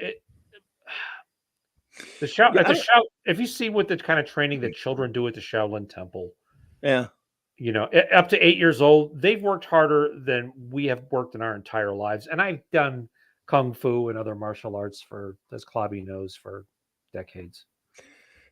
I don't mind. I don't have a problem with him being the best, but I think I just think Daredevil and other guys should be able to definitely, hold their own against him in terms of, if you want to rank him at the best, it's tough to say that he shouldn't be, but I mean, Daredevil. Now again, they retconned his origin to be been trained, not only trained by Stick, but he has an unfair advantage. This is like if Iron Fist does not use his Iron Fist, of course.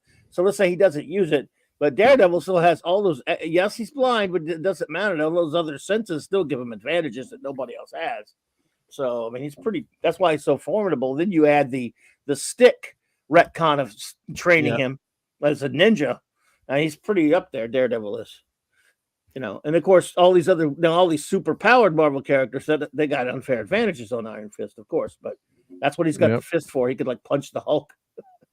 Yeah, yeah. Thank you, I would Jamala. still This is a give. nice comment. I want to read this comment. So Jamalama says, it's my first stream on this channel, by the way. I know some of you, but always happy to meet more people. So yeah, much appreciated. Oh, cool, Jamalama. Very nice to say. Thank you very Good much. to see you. Yeah. Thanks. We love having more people like us around. Of course. Yeah, we need more people like us. Yep. Melted Copper And, knows his stuff. Yeah. What is the origin of Namor? Roman backwards. Yep. Yeah. Maybe. Yeah. Even at 8 years old, I was like, this is just Roman backward. That's why it works though. That's why I always pronounce it. That's why I always pronounce it Namor. You're a Roman, Kirk, or you should have been. Leave us, Clobby. The thoughts of what? That's what Are the enemies, Captain? I'm not sure they're sure. I'm not sure they're sure. Yeah. Steve, I'm trying to thank you. You pointy-eared hobgoblin. Mike, Clobby, you bring this YouTube channel's ratings down. We'll do a special on you. Special on you. Don't forget the blooper, though. Mark's thinking, where did I lose control of this? Don't forget the blooper, Steve. If they refuse to move out on cue, screw them. That was great. So that crappy costume lasted to issue 345. I hated that guy. Nick. That was a lot longer than I thought. Nick, our buddy Nick, has been rereading this run. He liked it. The Chichester. It's pretty good. It's pretty good run, I have to say. I'm not saying it's a bad stuff. Maybe the good story. Yeah. That costume made me want to hurl. Yeah, 321 to 345. So not that longer than I thought, but yeah. Nick says it's a good run. I mean, I wasn't buying stuff, it. Yeah, it's good stuff. Mark, can you throw up Lisa's last comment? Lisa, I did not until okay. Where? Her last comment. So I'm behind on the comments here. Yeah. Oh no. That's not it. It's just the very last comment before in the thing, except for there we go. Lisa, that doesn't mean you're not like us. It just means you're better looking. Got a little something extra. Yeah. Well, so, hey, are you saying that it makes her even more welcome? Are you implying, Lisa, that I do not have boobs? You know, we're all a bunch of boobs. Hey, wait a minute. Well, I only, Hey there. It only is blind and healing factors may make lazy fighters that I don't need to pay as much attention.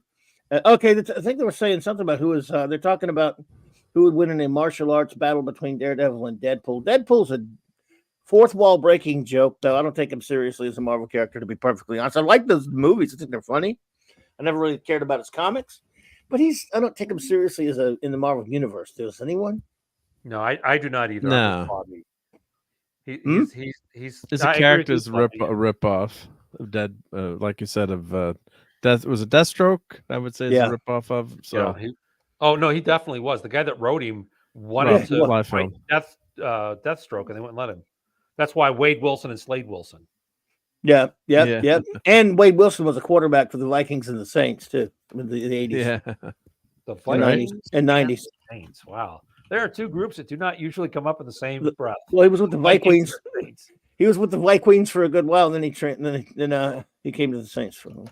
But seriously, that's why I knew Wade Wilson. When people used to say Wade Wilson, because I didn't read any Deadpool comics, the first thought I'd be like, "Oh, you mean the old quarterback?" And then finally, when because I didn't read any Deadpool comics, never had any interest in it. But I did go see the first. I like the two movies. I think they're funny as hell. I don't consider him a legit Marvel character because he's one like Bugs Bunny. He's running, which is nothing wrong with it. But he's a fun funny character. Yeah, it's total fun. I'm nothing against it, but he's running around breaking the fourth wall and doing all of this silly shit. It's perfect for a movie. It's perfect for the movie. Yeah, first movie is really funny.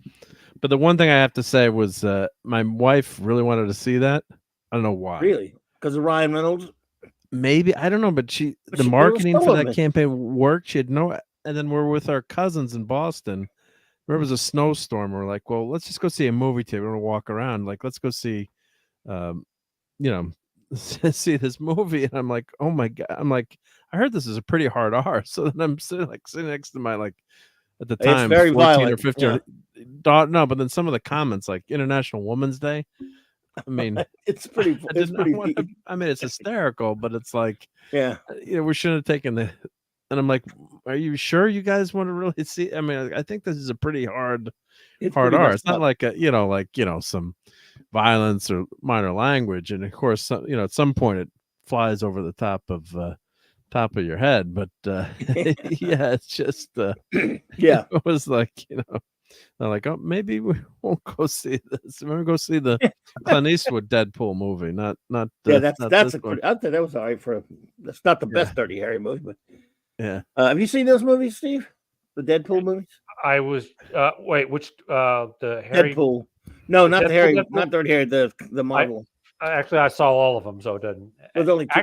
There are two Actually, of them, Clobby, yeah. his Clint's first partner in the Deadpool was Evan Kim, Yeah. who played the Bruce Lee character. That's in right. Kentucky Fried Movie. Mm-hmm. We need Oh, yeah. total concentration. Yeah. So He was in V, the first V. yep. And then his career died, unfortunately. Yeah. Hmm. And dude was Yeah. pretty good too. Yeah, I liked him in Deadpool, and I liked him in V. And then Good boom. actor, good martial artist. It's just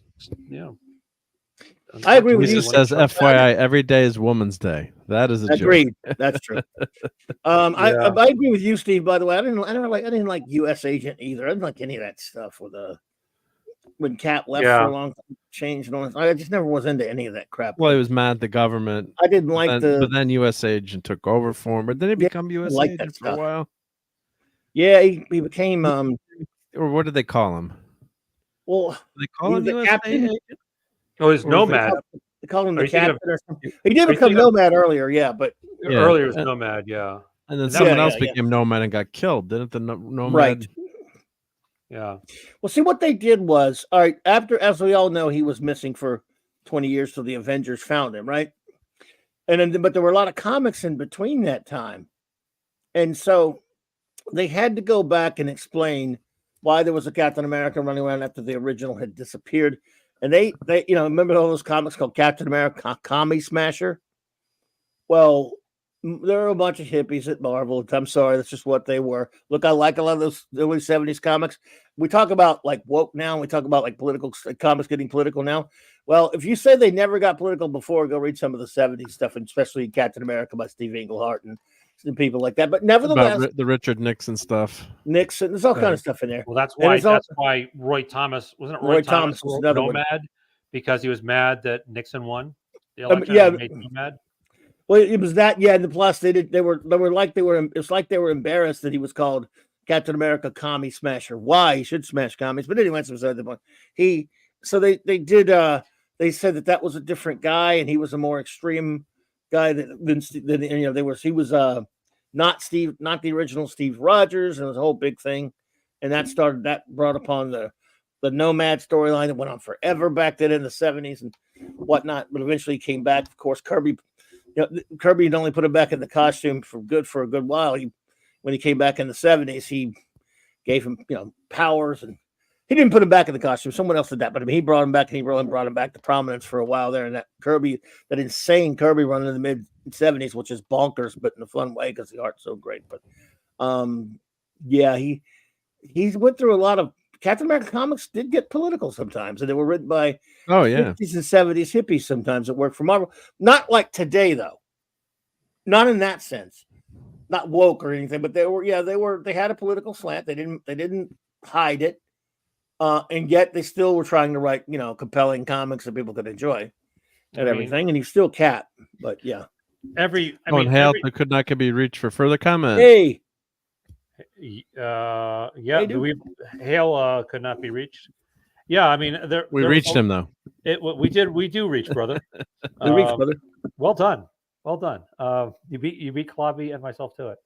The Marvel Comics was on one side of the political aisle, like Hollywood, or even comics. You had a few exceptions. Some DC, like Steve Ditko and Chuck Dixon and Mike Barron, but they were the outliers. And they're later, by the way, than this era. But yeah. Well, I also said Steve Ditko. Yeah, Ditko. Well, he went back to Marvel in the 80s. But no, you're right, absolutely. But it was more like Hollywood at the time. Like, sure, it was run by a certain side of the aisle, but they still worked for the bottom line. Therefore, they wanted viewers. They actually wanted readers. They weren't trying to alienate an audience, even if they did put their own, some of their own ideas and beliefs in there. Yeah, for example, a guy like Denny O'Neil, who wrote Hard Traveling Heroes, the Green Lantern, Green Arrow, basically run of Neil Adams, and there were a couple of damn hippies. If you go read that comic, the art's gorgeous. I mean, Neil Adams' art is beautiful, but if you read the dialogue and some of that stuff, it's like, holy crap, dude. And yet, Denny O'Neil was the first guy to tell you, he said, I'm a big time liberal. But I tell you, I will work with anybody. And he had a lot of friends that he said would tell, he would argue with on politics, but he hired them and worked with them. And he loved, a lot of his best friends were people he didn't agree with on politics because it was the kind of guy he was. He was a stand-up guy and he wanted to do good comic books. And he was a good writer. He wrote Batman very well. He wrote a lot of things not so well. Sometimes others. He was a great editor that treated people well. It was just a different time where people had different opinions and still worked with each other, weren't canceling each other. Yeah, you didn't hurl baseless insults at people because they disagreed with you, or try to cancel them. Yeah, and call them a certain political party that was popular in other foreign country in the 40s. Right, you can call them fascist, as we like to say, or Yatsies. Yeah. I can't remember who wrote it, but it was they had Cap come out against the bombing of Hiroshima and Nagasaki. It was probably in the 90s, I think, and that was kind of controversial. Yep. At the time, but I mean, I'm not gonna stop reading it, but I don't know if in my mind I don't think Cap would be against. No, that was in the mid '90s, and it was really stupid. It was before Wade got a hold to it. I can't remember the writer now for some reason. But there's no need for Cap to get involved in that. Just don't put your hero in that position where you gotta choose. I remember that got me and a friend of mine and I into a big argument with another friend of mine who was so happy that the Cap did that. And we were arguing that he wouldn't take that position. But you're right. You shouldn't even put it in the comic book at all. But because no one wants to have thousands and people killed. But of course, the conventional bombings, fire bombings, I think actually ended up killing more people. Just over time, or the convention. So wherever however you feel about that, that bombing. Of course, it's horrific. That but. Yeah, you're in the middle of a war and you're fighting for survival, and what would Steve Rogers have really felt as a veteran, World War II vet? I wonder, in the war, how would you feel? Like if you had the choice, if you could push a button and end the war, but you can end the lives of all those people, would you do it or not do it? I mean, it's not saying it's an easy choice, but I bet a lot of people would do it. I mean. So, well, Cat was an adult, so he understood. Yeah, it's funny because I just saw, and I kind of have a love-hate relationship with the guy, but Neil deGrasse Tyson was talking about how misunderstood those bombs were because there were two other battles that happened in Japan that killed more people than either atomic bomb. Yeah. So yeah, I guess that's not really here nor there. I do have to ask a quick question. Who made the thing breathe in that upper right hand corner thing? That's really cool. It is cool. That's found on the interwebs, but people have been doing that where they've got animated covers. Yes, R&B was just posting that. Well, it was a black Spidey suit, which I know Cloudy doesn't like. Was one of the last ones I saw, but they've been animating You could do that? Yeah, I can do that. I could do what you're hired looking at in about 10 minutes. Oh, all they did was because Kirby did the original art. All you have to do is cut it into pieces, and then they're moving it up and down and doing an expansion. Hey, that's like 10 minutes of work. All right. Well, I'm sending you Micronauts #1, and for next week, your homework is to turn that into a GIF for me. Okay, I may have to ask some questions about how I know nothing about Micronauts. So, but yeah, Micronauts are cool. That's no sweat. That's not sweat at all. Wow. So what do? You just chop up the pieces and just animate them up and down, basically, right? Yeah. Yeah, there are several right? programs you can do it in. One of them is called Spine, where you can just take 2-dimensional artwork and you cut it into pieces of anything that you want to move, and then you put controllers in it that are called bones. And you rotate the bone, and it rotates whichever piece of your art. So like Clobby's icon there. If I cut the left and right brow, I could put a bone in both of them, and you start off with its default position like it is now, and I just move one up, and you could do cool, a single brow raise or something. It's a piece of cake. I So guess that's what someone did with this Silver Surfer here, probably, or they didn't even do that I much of the guess. stuff. They're just rotating him around. I'm talking about bending his arms, have his head move up and down. That kind of having thing. a much better motion. Yeah, yeah. Yeah, I mean, not that they did a bad job, but they're just rotating the entire picture. Yeah. And then they have a different layer with the background. But yeah, so yeah, no, piece of cake. You want me to do something like that? Yeah, just send it my way. Ooh, wow. I might take you up on that. No, Well, no sweat. Micronauts number 1. Yep. So but you have the software to do that, I guess, right? Yeah, that's not normal Photoshop, or that's an animation software, I guess, right? You could actually do it in Photoshop, but not as well, probably, right? Yeah. I would choose it'd be easier to do it in Spine. Yeah. So yeah, I could do that. No sweat. Yeah, here's Micronauts number 1. Yep. So that would make a cool. Nice. That is. I heard think maybe I've seen that one before doing it. Maybe I think I've seen that one. Moving around like that before. Maybe the Micronauts number 1. Maybe not. It just seems like I'm wondering. Well, I'll check for maybe it already is out there, but that would be like if you had the hands going in and out and the gun going and right. I've seen a few covers like that before. Let's see if we can find some. Yep.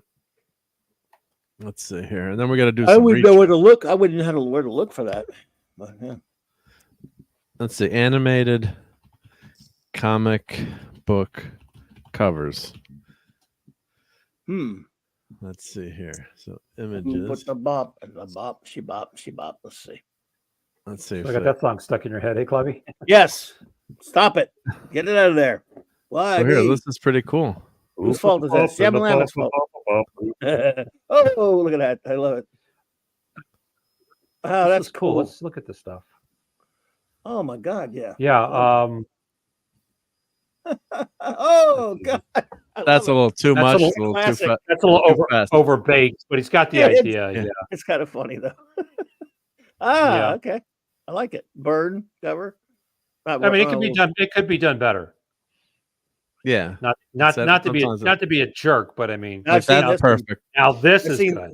Yeah, I've seen this one before. Greatness. That's good. Yep.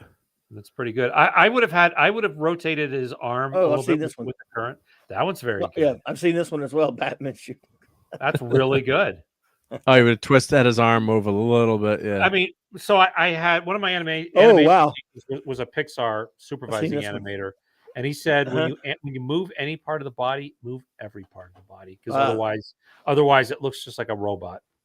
So like Spidey or that Spidey one, like this, like Superboy's cape should be moving. Yeah, and his upper their upper body should be adjusting. Move a little bit. Yeah, you're right. Yeah. I love that. I love that Nick Fury Stranko cover, but this is a great one too. This Silver Surfer. That's a good one. Yeah.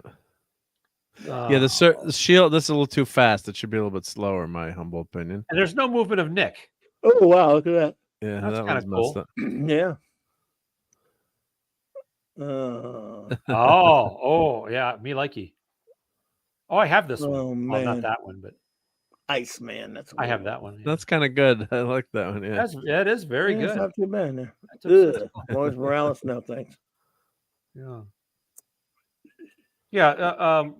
I'll do one. I'll do one of these things. Is that what slapping when really working? Is it did they animate the slap? There's no way they could have done it without drawing more frames. Yeah. Because the way this works is you could pivot his arm up and down, so you can make Batman wave up and down, but you can't move him from left to right. That would require more drawings. Gotcha. But yeah, that was a pretty good one. Yeah. There you go. Yeah. This monster. It's so he's doing the guy that did this, and not to take anything away from him because he's probably a hobbyist, did a great job. But nobody breathes like that. You breathe in, 1, 2. Yeah, it's a lot of those rocks are like is about to explode. Yeah. I see that all the time where people exaggerate the breathing. Obvious. Well, they do it like this. They don't realize that breaths are slow and they're actually pauses. Like when you breathe out, there's like 1, 2, 3 before there's any visible chest expansion. I'm concentrating on my breathing now. Let's see if there's an article here. Like, let's see, greatest animated. Let's see if we've got. See that one is slow and even. It doesn't have the dramatic impact. It should have been shaking and then like really moved fast and then done something called an overshoot. Right. But the covers originally, the face breaking off. Yeah. Yeah, I have that issue. This John Byrne, writer and artist, I believe. Yeah, that was right around when he did it. We thought, hey, Byrne's gonna be on the Hulk, and he said like 4 issues, whatever it was. Yeah, to be honest, Mark, I wouldn't choose that Micronauts to do it just simply because you're very limited because of you've got to use the drawings as they drew them. There's not a lot of motion you could do. This is great. That one. It's hilarious that they used a really old, messed up, beat up copy. I'd have done motion blur on it, but yeah, it looks great. This one is very good. I would have had some motion in the head and the arm, and maybe even the elbow of his right. But yeah, it's still awesome, and that's not horrible. That's pretty cool. The Dark Knight one, yeah. It's a straight line. I would have had to move more of an arc, but I'm kind of nitpicky when it comes to my animation. It's Tony Stark.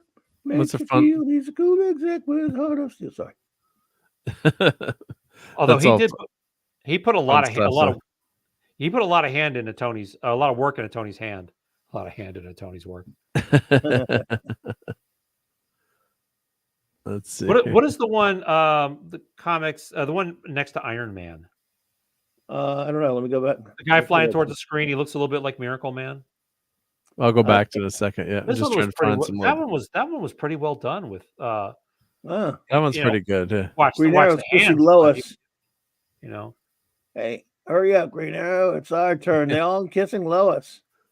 But you notice how like the only parts that are moving are their hands and Green Arrow's head a little bit. Like when you move your arm, like Aquaman is doing, your shoulders you can't hold. Yeah, it's impossible. And you know you should have animated everything just a little bit. But I'm big. Well, they're not professionals. What has Lois got that I haven't got? I don't mean to sound like a jerk. I probably not. Chick's waiting for her turn with the Justice League. Could not be reached for further comment. Yeah, I will totally do one of these. Absolutely. And so we got a suggestion for Micronauts number 2. Let's see. 2? Let's say Micronauts number 2. Well, you could do a minimalistic animation of 1, but 1 is so iconic that people. Is that the Swamp Thing, Man Thing issue, or this is the lawnmower here? Lawnmower issue. Michael Golden cover. The other one was a Dave Cockrum cover. This is a Michael Golden cover. That would be pretty cool. Yeah. Let's see if I can get a better. The one with the Golden Man Thing cover is pretty amazing. But that is pretty cool. Yeah. The first 12 issues are great. Yeah. Dual Daytona Beach. Murat, the Tony Stark animation was actually fairly well done. He just overcooked it, but the movements that he did were actually pretty good. He just needs to bring it down. Well, Mahoney did have the shakes, like I said, because it was drunk. It's like the acting equivalent of Christopher. You know, the guy that talks like this, who can't. Christopher Walken, yeah, our buddy. Walken. Yeah, he's like, bring it down, dude. Bring it down a notch. Our buddy, Cardinal Sin loved his, rest of soul, loved his Christopher Walken impersonation. He said one night he great Walken. Came on this show one night and he did he was Christopher Walken the whole night. Yeah. Yeah, this one wouldn't work too good. I like the cover first. No, the Man Thing you could do this one probably. The Man Thing. Yeah, you could totally do that one. It's the only thing he could really do would be to kind of move his arms up and down, move his hips up. So like he could like shake the people or something like that. Yeah, I mean you don't have to do one that's already been done. You can just pick your favorite cover, and I can do it. You know, my favorite cover actually is Spider-Man in a sewer. I think it's 151 of Spider-Man. I have to see it, but there's an interesting... he's in a sewer and he's saying something like it's flooding this place won't help, mister. Only one of us is leaving alive. I think it's Spider-Man 150 or 151. Sounds familiar, actually. The real Ross Andrew era. Yeah, but he didn't do the cover. I forget who did the cover. No, probably Romita or Gil Kane. Probably so. Is it one of those guys? This would be a good cover to do. Yeah, 151, yeah. Spider-Man 151. Yeah. More cowbell. This would be a good one to do too with the time travelers. You could you have like an eerie, glowy effect there. Yep, that's the. And then here we go, Blood Feud. Croyer. A Croyer. You have the sword. That'd probably be an easier one to do. You just have the sword glowing and moving a little bit. Yeah. Well, I see what you're saying, Steve, about having the whole body move because you'd. Yeah. But there's a kind of charm to the old comics, just seeing like the simple. Even as a child, the old Marvel stuff that somebody referenced earlier. To me, when I was a child, I was like, nothing's moving except their mouths, and then I was like, oh wait a minute, this is just artwork from the comics, and all they're doing is moving the mouth and sometimes moving the drawing across the screen. Nowadays, you could actually take those things with this software, which like Mark, you could afford it. Yeah, it's like $150 or something. Oh, it's not that expensive. Yeah, on one person. Yeah, I could teach you how to do it. Problem is, your wife would never see you again. You'd be like 5 a.m, like, no, I'm animating the thing's fist. Look, I'm closing his fist. I want a divorce. not that your wife talks like that.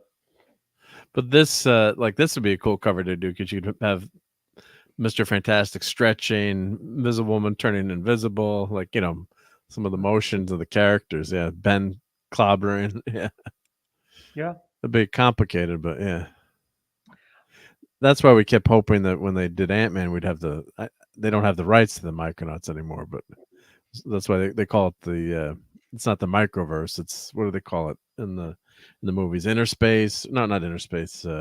Nanoverse? Something no, like that? what did they call it? No, it wasn't that. What was it in the Ant-Man movies? What did they call the subatomic realm? What was the word? I'm forgetting. Subatomica. It was something. No. It was something they called the microverse. The Ant-Man. When they had the horrible last movie and they went Quantumania. The Quantumania was the name of the subtitle of the movie. Yep. And hail to Taylor Swift, Quantum greater Realm. than Disney Star Wars MCU, and the Buffalo Bills. And the Buffalo Bills, apparently. Sorry to all your Buffalo Bills fans out there. Sorry, Bills fan. That was tragic. Wide right again. Those people are just snake bit. It's horrible. It's horrific. Wow. Unreal. Yep. Thank you guys. For the quantum realm. Sometimes your brain just does not fire on all cylinders when you're trying to remember a name. Oh, this would be a cool one to do too. I can do that too. Just out of curiosity, the one right below the Hulk. Maybe I'll do that Hulk one just to show kind of like how I would do it. The guy flying towards camera with the red shirt on right below the Hulk, to the right of Iron Man, between Iron Man and Silver Surfer. Where are you looking? On below the Hulk. Wait. There's no Hulk in this picture. Oh wait a minute. I'm sorry. I'm on the wrong. Are you behind? Yeah, I was behind. Time traveling. When you went back to that main page. Main page. Let's go to the main page. Yep. Yeah, where you had this one here below the Hulk. Yeah, the red, the guy below him. That one. What does that one do? I'm not sure. Comic book cover template. It's just some kind of generic design character. It's not really for a comics magazine. Yeah, it's just some kind of. I was just wondering what they did with it because it's the only thing you could do with this is make him fly towards the screen or make his. It looks like some kind of instructional thing about drawing comics or something like that. Yeah, it looks like it. Yeah. Like a sample comic cover that you could. Yeah. This one's really good. This one's really good. I got to say that one. That is great. Maybe I'll do this one because it's not really. I mean, I sound like a jerk, but it's not really that great. It's a lot more could have been done with this. Like his knees should be bending to show his weight. His arm should be moving. His head should be moving. He's you know what he's doing? He's doing this in I'm guessing in Premiere, and he's just moving the image and changing the scale. He's just scaling the path and the size of the image. So but it still looks good. But I hear what you're saying. Yeah, you'd want to have like total motion.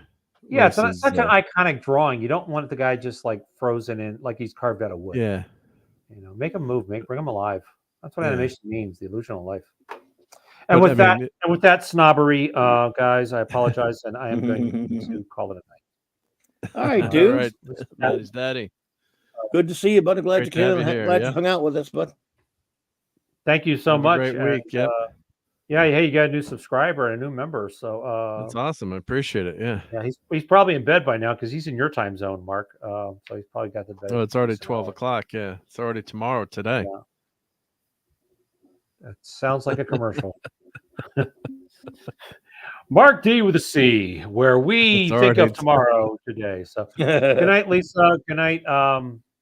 Could not be reached. Good night, Nero and Jamalama and Fanti and Taylor Swift, greater than Disney, Star Wars, and MCU, and everybody else. Good night, everybody. See y'all on Clobby's channel.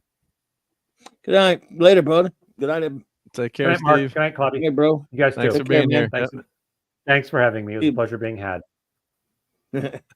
Later, bro. Oh, no, we got to play the minor.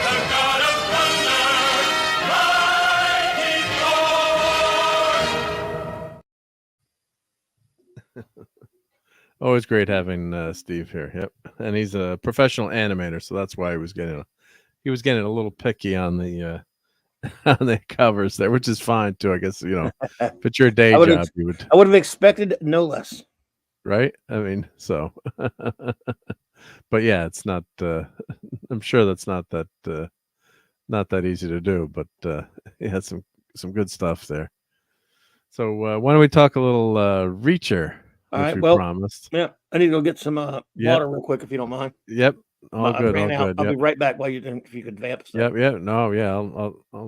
I'll I can handle it for a few minutes alone. I hope. Yep. And I was making brownies tonight too. Talking to the eater. That's what was in the oven. So I didn't eat any yet, but I made chocolate peanut butter brownies. Said part of the recipe was put some peanut butter in them. So love me some peanut butter. So maybe I'll do a little foodery after. But so I don't know if anyone in the chat has seen Reacher. It's been pretty darn good. Reacher with pictures. Yes, Lisa will stay here for that. I'm sure. Yep. And Lisa says, but I'm in here yesterday, a different time zone. Yep. Yeah, we'll get Reacher with pictures. Yeah, so that's that's why my missus said, could you pause that scene there? Rewind. Yeah. So so season 2 ended. So I'll put the spoilers banner up here. Got to do some spoilers, I guess, because how are you going to talk about it without that? So let me put that up here. So where's my spoiler? Here we go. Here's spoilers. So do minor ones at first. So we'll try to do as few as we can. If you haven't seen it, of course. Just as for a synopsis, it does end up really well. I have to say they have a satisfying end to this season, which is really good. So you always get worried. It's tough to stick the landing for a show. So you're not sure. You're not sure which characters are not gonna be there, not gonna make it. And this show has had a lot of characters killed off, so there's real drama there. I'm forgetting the character's name, but Mr. Brass Knuckles. Yeah, I thought he was 10-1. I thought he was going to buy the farm. I did too. I figured if one I can't character. remember his name either for some reason. Yeah, no, I'm trying to forget what the actor. He did a good job acting. So, yeah, he was good. They're the special investigators in the army, and so how many people were there? 8 originally, or 10, or something like that? Maybe 10. 8 to 10 people in the group. So Reacher was, in the 110th. Yep. So Reacher was in charge, and they're basically like MPs. Now I don't know. I'm not a military person, and someone here last week said exactly what they were. But so they're basically, think of them as MPs, but I think they had more investigative powers than an MP. But I'm forgetting the exact terminology that someone had mentioned on the show last week. But so they're the group that's investigating, crimes, I guess, in the army. And then at one point, one of the big plot points was it's a flashback showing you, when they did that really well, was showing you how the group group came together and acted. And Yeah. they did that nice plot point where I guess there was a colonel or a general was getting promoted. So Reacher and this group had been working on this big drug bust on the military base, but it was actually soldiers that were doing this. So it would have looked bad if they'd busted these guys, because it would have been a bad reflection on this general who was in Japan or Korea or wherever he was getting this promotion, right, or this award. So the general, Reacher's commander basically tells him to leave it alone, look the other way, right? And of course, Reacher's not going to do that. So, Narat says, I think it was good, but in a different direction I wanted Reacher's story to go. It's very different from last season, which was a good thing. It wasn't. I mean, if you saw the first season, I guess we'll get sort of spoilery, but just to basically lay it out. Well, just to lay it out, last season, without going too far into it, was him just kind of getting off of a bus and getting involved in a murder mystery that did involve his brother, which was a weird, so there were some levels of coincidence to it, but he was in this small town. And so it was, if you watch last season, it's a very different kind of story. He makes friends as he goes along, but it's not like anybody. And then later toward the end, he meets an old friend comes in there, but it's more of he's more of a loner throughout the story for the most part. And then again, there's a lot of mystery to it. We learn a lot about his detective abilities and that sort of thing. Second season, he's extremely smart even though he looks like the Hulk. Right. For those who don't know, and I of course won't watch anything with Tom Cruise in it anyway, but they made 2 movies based loosely on the books from what I hear, with Tom Cruise, 2 Jack Reacher movies. Well, he's a guy that calls himself Reacher. He doesn't even call himself. He says when people say Jack Reacher or Mr. Reacher or Captain Reacher, what he says, just say Reacher. But anyway, yeah. So, part of the thing about this character, if you're wondering, is you look at the guy, you don't think about Sherlock Holmes. You don't think about a top-notch detective. I mean, in other words, obviously someone says, hey, that guy, he was a priest. You know what? But if you say that guy, it was in the military, you're gonna go, well, figures, right? But you're not gonna. But if you say no, that guy is a brilliant detective, you're gonna go, that muscle-bound dude. Yeah, what are you, crazy? Which, again, fair or not, it's just the way the life is. So that's kind of one of the interesting, wrinkles to this character. And so and of course, we all know that he can, it goes without saying that he can also kick major ass and how he can intimidate people without even having to bother to get near him. So that's one of the fun things about this character. The second season is a completely different type of story. What's up, Tom? Midnight. Hey, Tom. Hey, bud. What's up? Tom watched Monarch. Yeah. Monarch. Have not watched it. Yeah, episode 10 was out. I didn't get a chance to watch the final episode. Yeah, Tom. Tom, did you say on Twitter it was horrible? Yeah, but I've heard Monarch was terrible. J-Man said it was horrible. J-Man said it was horrible. Yeah, he was lying. Because he puts some false things about this on his for fun, right? Yeah. He deceives me on his thumbnail sometimes. Jonah Hex. Hey guys, yep. So why does he not buy an RV? Well, spoiler: at the end of the show, they end up with a lot of money, and he buys a 1-year bus pass so he can go anywhere on the bus. So he buys a new toothbrush. Yeah. This is the guy that walks around with a toothbrush. He doesn't even have any kind of I don't know, man. It's kind of the weirdest part about it. But anyway, he gets involved because there are people. Tom enjoyed it. Okay, there you go. I watched the first few episodes. I thought it was pretty good, the first few episodes, but then I heard it got bad, but I've been trying to catch up to it. I heard it was bad. I haven't seen it, and so I mean, I trust Tom. If Tom enjoyed it, then I trust Tom. I trust Tom big time. So this season has a very different feel of Reacher than the first season did, which I thought is a good thing. Don't try to copy the last season. But when I saw the trailers going in, I was really kind of worried. I'm like, it's 2023/2024. We're going to be in trouble. And only 8 episodes, of course, but it turned out this season does have a cast. Does have more of a big cast that are friends of his. And I'll tell you what it did. We're not going to spoil her completely, are we? I mean, well, I have the spoilers. Oh, and of course, I don't have the picture. Lisa, you should have yelled at me. I don't have the pictures up. I have it up, and I forgot to put it up there. So there we go. Come on, Mark, Boomer in it, and Tom. Yeah, no worries. Yeah, I put that. I was meaning to watch. You didn't finish derail. watching Monarch, and yeah, no, you didn't derail. But was hoping to talk Monarch tonight. And I didn't get.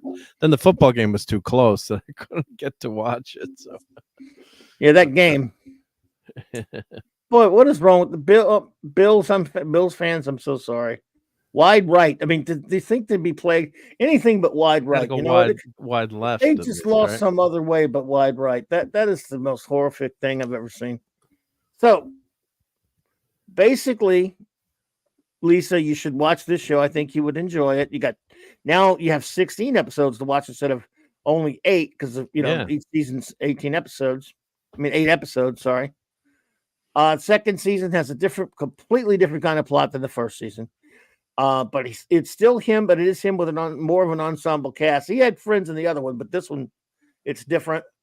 And he's more working with a group. He's more solo the first season with the help of that cop, and then the military. One female was a female cop or female military officer in the first season. He had a female cop. So, and then later his friend came on. Neely was in there. So she's the only carryover really, except for a cameo from a guy from the first season. What I'll simply say is this, because I guess we don't want to. I agree with John Milano. Chuck the Fiefs. I agree. We don't want to spoil it. If we don't, I'll just say that. No, I said minor spoil. Minor. Okay. If you want to, yeah. I tell you what, I was terrified of 2 or 3 things happening. After the show got going, and I realized they weren't going to wokeify it, which was a relief. And he was still going to be the badass, which was a relief. And it was still going to be very entertaining and all that stuff. I was happy. I was doing well. And when we got to the last episode, I'm like, they're going to throw something in there to piss me off. I know it. They didn't do it. They didn't. Yeah. They didn't. Here's what I was expecting. Well, again, I'll just tell you what I was expecting. I was expecting one of them would be either betrayer and turn out to betray him to the bad guys, one of his old friends. And either or one of them would not. Maybe if one of them doesn't betray him, one or two of them will be killed. And this is for Lisa right now. These pictures, right? That's for Lisa. There you go. So, Lisa. I was thinking one of those two things are going to happen, and it's going to aggravate the hell out of me. I would rather one of them get killed, which I don't want them getting killed, than one of them betray him. Because, that's the kind of thing how many times have we watched a movie or a show where we'll really like a character and they'll turn out to be a betrayer? Yeah, that happens. And if not that, common, they'll be killed. Yeah. So the main hero can, well, for once, neither one of those cliches happened. And I was so happy. And it was just a pretty satisfying conclusion. And if anybody comes along and says, well, it's not realistic if nobody gets, I don't care about realistic. These guys were some bad mothers, and they already lost half their crew, but they died before the show starts. And that's supposed to be realistic anyway, right? This is supposed to be like a James Bond combined with Sherlock Holmes, combined with we didn't lose anybody. Yeah. Right. We did lose a really good character in the show. The guy that played Russo. Yeah. So the cop, yeah. Yeah, the guy. He also. I'm rewatching Daredevil now. He's the guy that played the Kingpin's father in the first season. The Kingpin killed him with a ball-peen hammer. Oh, that's right. Yeah. So it's really very Gemma Lema has sorry to interrupt, but has an important comment here. I really need to start working out. You have to after looking at these pictures of Reacher. Who doesn't? You sit up in your chair, everyone. Yeah. Who doesn't? Look it in. Yeah. Anyway. I just started to say I saw him interviewed and he said, I only work out for a half hour a day. And then you can see the host is like, I could work out a 2 hours a day. I'm not going to look like But it's not what he's not telling you. He probably just means on a normal basis. When it comes to a TV show, getting ready to do a show or a acting gig, it's probably a different story. Yeah. So He sorry probably to just interrupt, means but in yeah. general. No, I'm saying that. See, he's being. I'm not saying he's being deceitful, but I think that's probably general life, like as a rule, when he's not in his normal everyday life, when he's Yeah. doing other things. And then when it comes to get ready for a movie he's about to be making or something, you better believe he ain't doing no 30 minutes a day. Yeah. I don't think so. Of course, he's already reached where he needs to be. I mean, how much more does he really have to work out? Yeah. Keto simple. What's up, Keto? Hey, Dustin, how's it going? Good to see you. Yeah, See you on so Toxic Tuesday. it's an amazingly entertaining show, very toxic, very badass. And I will let you talk about it now. Well, he as could not be reached as he was betrayed, but it's that actually surprised me. But then looking back, it wasn't a surprise. What do you mean? Like the betrayal at the end, but that's by the mercs that are there to help Oh, them. that was no. I'm talking. Okay, I'll let me put a finer. Let me say it could not be reached. I'm talking about by his friends. Yeah, These weren't friends. These were a politician trying to use him, and he didn't bite. So I guess I don't think that. I mean, technically, if you want to be pedantic about it, that's a betrayal. But I'm not talking about that. I should I should have clarified. I'm talking about when they do it in TV or movies, and it's like a lifelong friend. You know, and it's someone you're counting on, that the last person you would suspect, that sort of thing. Not some stupid politician. Yeah, the big plot point was one of their the 1/10 was Swan. Reacher said there's no way he betrayed us, but then they kept saying he's signing all the orders. So basically, the MacGuffin of the episode is there's a new guided missile program that I guess can never miss. Basically, so if you fired a missile, hey, RobAltis. Rob. So so basically, it's this technology that the government funded, and the senator cut some corners, and he could be compromised in terms of getting the project pushed through. I guess they bribe people, and then it turns out that there's people at the factory. Basically, they're stealing, quote, the missiles and the chips, and they're going to sell them to terrorists. And the scary thing is, this thing never misses. Basically, if once you've got this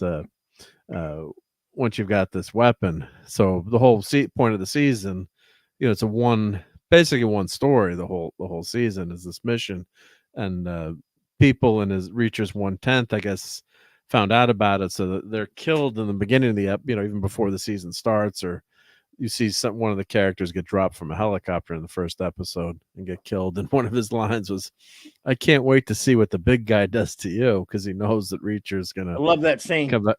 Yeah. So it's it's even... one thing I would like to address with Jam Lama says, this is actually predictable, I guess, is a relative term. If you found it predictable, that's like, this is what I just got through saying. To me, it wasn't predictable because every show and its mother does what I thought this show would do. To me, it was the opposite of predictable because they didn't do all the predictable things I thought they would do, which was some friend of his down the road is going to end up maybe not even Swan. I thought Swan was the red herring, and it turns out to be one of his ones that's still alive at the end when he walks in there, and has to go give himself up. And one of them turns out to be on the side of the bad guy. That was what I was expecting. Or a few of them get killed, or one of them gets killed, and he ends up barely beating them all at the end. I was expecting those. That's what I predicted, and it didn't happen. Obviously, if you saw that coming or the way they ended it, we're just two different human beings. I guess maybe I did not think they were going to give us that kind of ending that they gave us, because naming other things where that when an ending is like this. Some old TV shows, yes. Modern TV is usually about the grim and the gritty, and there's always some unpleasant, sad, or dirty ending where somebody just ends up getting screwed over and somebody gets killed, or it's depressing, someone dies. All those things that happen in all modern television is predictable, which I expected out of this because it's 2024, didn't happen. So if you had predicted it, that's fine. You know more than me. That's why I didn't predict it. Yeah, it's always tough. Yeah, I mean, and I see what Jamalam is saying, that he, I guess he likes season one. Predictable to me, but yeah, I mean, yeah, you do know that the good guy is always going to win. Well, good guy's in the going to win. end. But I'm talking about How does he get there and what things, though. characters? Yeah, yeah. Yeah. I didn't think it. I think it really held my interest, which I We liked. knew and he you was had- going to win. I didn't have any doubt about Yeah. that. And you did have some fun. You had some good payoffs. Like this scene is a classically good scene. Like Great scene. I just started watching season 3 of Tom Clancy, Jack Ryan. Yeah, I'd only watched the first 2 seasons. I guess they only went 4 seasons with that show. So I started watching it, and the first episode was pretty good, and the second episode was really slow. Reacher, it always holds your interest, I have to say. And Jack Ryan is not exactly, Reacher, but it's that same kind of thriller action vein. And hopefully let's see, season 3, I'm sure it's going to pick up. And yeah, there are some good scenes. The first episode was really good, but the second episode of Jack Ryan, 3rd season, kind of fell off a little bit. But we'll that see. Was that satisfying ending where I didn't have to be bummed out in any way. That was unpredictable to me, based upon my, I guess, me being cynical about modern entertainment. Sorry, Mark, go ahead. I just wanted to. No, yeah. By the way, nothing against Jamalama. I mean, obviously, I think if it was predictable to him, that's cool. But for me, Jama, it was, I guess you liked the season though, Jamma, right? Yeah. So I didn't like it. But I thought it was predictable. Yeah, which is cool. I mean, there's no right. Well, I didn't think Gemma say didn't. It's kind of predictable. Well, yeah, well, that's okay, but you still maybe liked it. I'm guessing. I'm just wondering. Yep.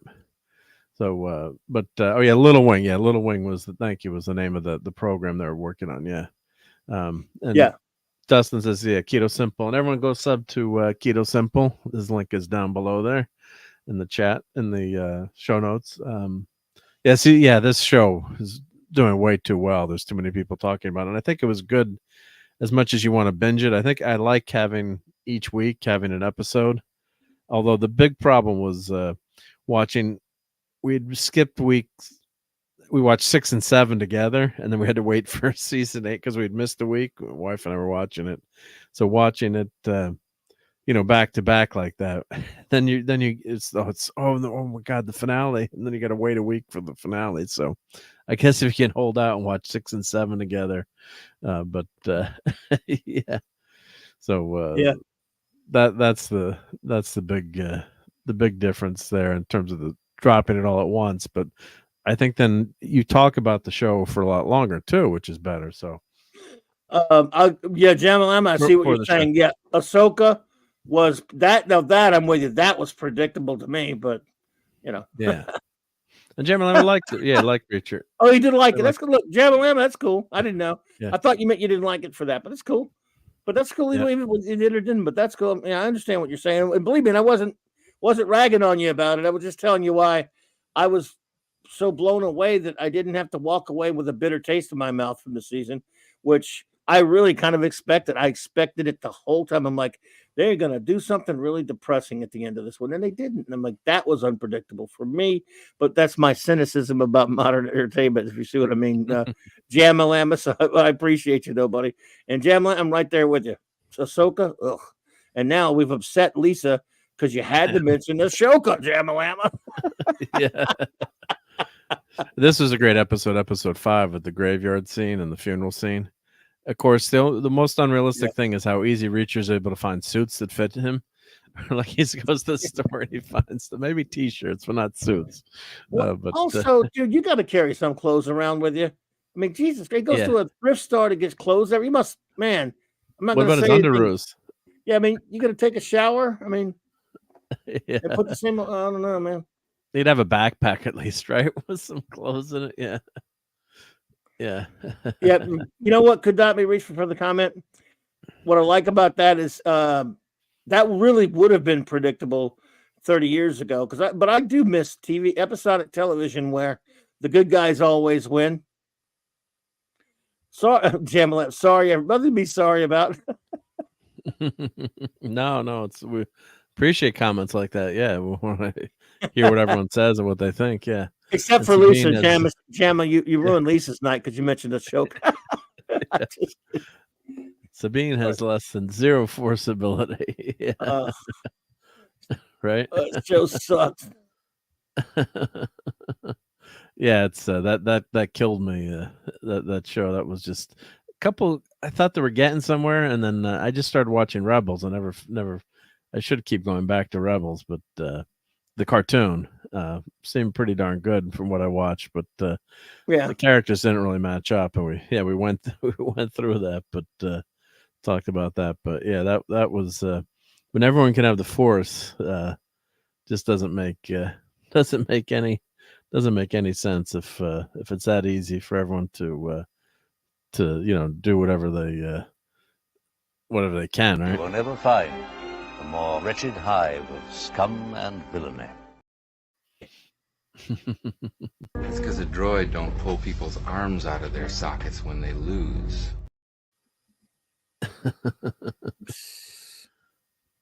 Yeah, yeah, he could not be. Yeah, he does need an RV, that's for sure. Yeah, and Jamis is expecting more based on season 1. Yeah, so I haven't read the book on this one, but I don't know how. So I don't know how close it follows the books, but J-Man I heard that combined. He read the book. Yeah, he just read the book, and he said that because he'd never read them before. He said that this book on the one that season 2 is based on.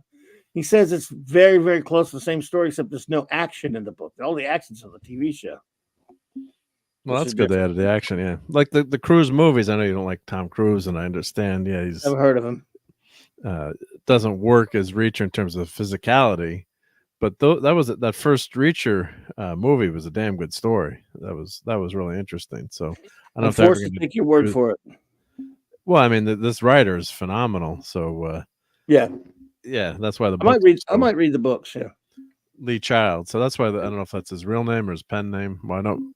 But Lee Child. So I bought a bunch of the books. I haven't gotten around to reading them yet. But he's a Brit. They always have them on sale. Yeah. He is a Brit. Yep. He was actually on the last episode of season 1, Pie. When he goes in to buy a pie at the end, because in the first season he gets arrested. While he's trying to, just before he can get one bite of pie by who ends up turning out to be his friend, the cop in Margrave. And so the last episode, they finally go in and he gets his pie. Yep. Yeah. And Dustin says, as a bigger guy being able to easily give clothes is not a thing. That's for sure. Yeah. And Lisa, I will finish Rebels. Yep. That's for sure. Yep. How do you move all those arms with all those muscles? Well, Lisa, it's pretty easy to do. You just kind of, lift your arm. Oh, wait, no, I don't know. I don't have any muscles yet. But what was interesting too about the last episode, they always have some good plot points that are intelligent. So this is another minor spoiler, but they're going. Some of the gang gets captured.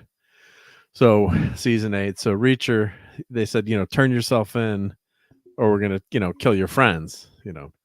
So, but what's interesting, there's some kids that come out drinking, and they're like, I guess it's this big, factory or whatever. And the young kid keeps getting in a fight with one of the security guards, and he's playing loud music. So the guard would always go out, and then the kid would, drive off or whatever. So Reacher notices that, and they use that as a plot point in the episode, which was really good because, how are you going to break into this high-tech, high-security area, that easily? And I love that they, had that nice plot point, and I'm guessing that's in the book too. And that worked out really, really well. So the guard goes out, and he thinks it's the punk kid, and it's one of the crew. It's like gets a rude surprise. So things like that where it's good writing and it's they make it more believable in terms of how you're gonna pull off these crazy missions. That your characters, they're maybe they'll get shot or hurt and they're gonna live, but it's the journey of how they get there. Yeah. So I really love that last episode 8. I thought was fantastic. I don't know, but oh yeah, I agree. We talked about it, but I don't know what kind of rating you gave it. But what episode 8? Episode 8, yeah. I don't think we rated any of them, did we? No, we didn't rate them, but I just, we were talking in general. But yeah, I really enjoyed it, though. I mean, I was like I said, after I got what I wanted out of it, I was also like, I was getting the last couple of minutes. I'm getting bummed out. I'm like, man, it's gonna be 3 years before I ever get another one of these, and it'll be 8 episodes. But I'll take it when we get it. And yeah, I thought it was pretty cool. Maybe I'll look at some of the books now. And yeah, we'll see. I mean, he's gonna ride the bus. Yeah, ride the bus. Yep. Yeah. And of course, us guys, we had Carla Dixon, she's a cutie patootie, as Oh my, I would say. Oh my, and she's Medusa from the Inhumans, so she got a much. It's amazing how different she looks with hair. It's amazing how. Yes, hair. She has hair. Yeah, well, she had hair for the first 5 seconds in that, and then idiots cut her hair off. Yeah, let's show a picture of her as Medusa. Let's see, Medusa in Inhumans TV show. I probably spelled that wrong, but yeah, here's. Oh my God! Right? I mean, don't show that. Show the hair. Yeah, that's horrible. Recognize her, right? I mean, it just. Yeah, there's a couple shots with the hair. Yeah, she's gorgeous. Yeah, I was all gorgeous. That's gonna be awesome, right? There you go. There's one up there. This poster's good. Yeah. So that's that is the worst. That's one of the worst when it was still MCU. That's the worst. That's the worst one they'd made. Yeah, one of the. I mean, it's close, but yeah, I don't know. Anson Mount is fantastic as he's got a great presence as Black Bolt. Thankfully, he doesn't have crazy hair in them. Oh, he's good. Oh, he's really good. I mean, but he's got nothing to work with. I mean, Lockjaw was the best thing because they spent all the money on Lockjaw. Yeah, Lockjaw looked great. Yeah, but I mean, that was great casting. But then what they did within 5 minutes, they realized that the CGI would be too expensive, so they cut her hair off. Oh, good God! Do that, but yeah, look how pretty she looks there. Yeah. Oh, she's beautiful. I mean. Yeah, and she was very enjoyable. Oh, they don't have Lockjaw in this, and they Crystal too. Crystal was cute too. The girl that played Crystal. Oh God, yeah, she was great. She wasn't in it as much, but I think that was some of the work. Oh yeah, they did have the hair in the. She did use her hair in the beginning in the first episode, but yeah, that I think was probably the worst. I think that's the worst Marvel. Freaking Maximus cut her hair off. Which would make sense that he would do that, I guess. But it happened in the comics. So screw that. Yeah, right. It didn't happen. It did happen. Didn't her hair get cut off in the comics at one point? I don't know, but when? Yeah. I mean, for 5 seconds. I mean, for the most part. Then it would grow back. You don't make a movie about her.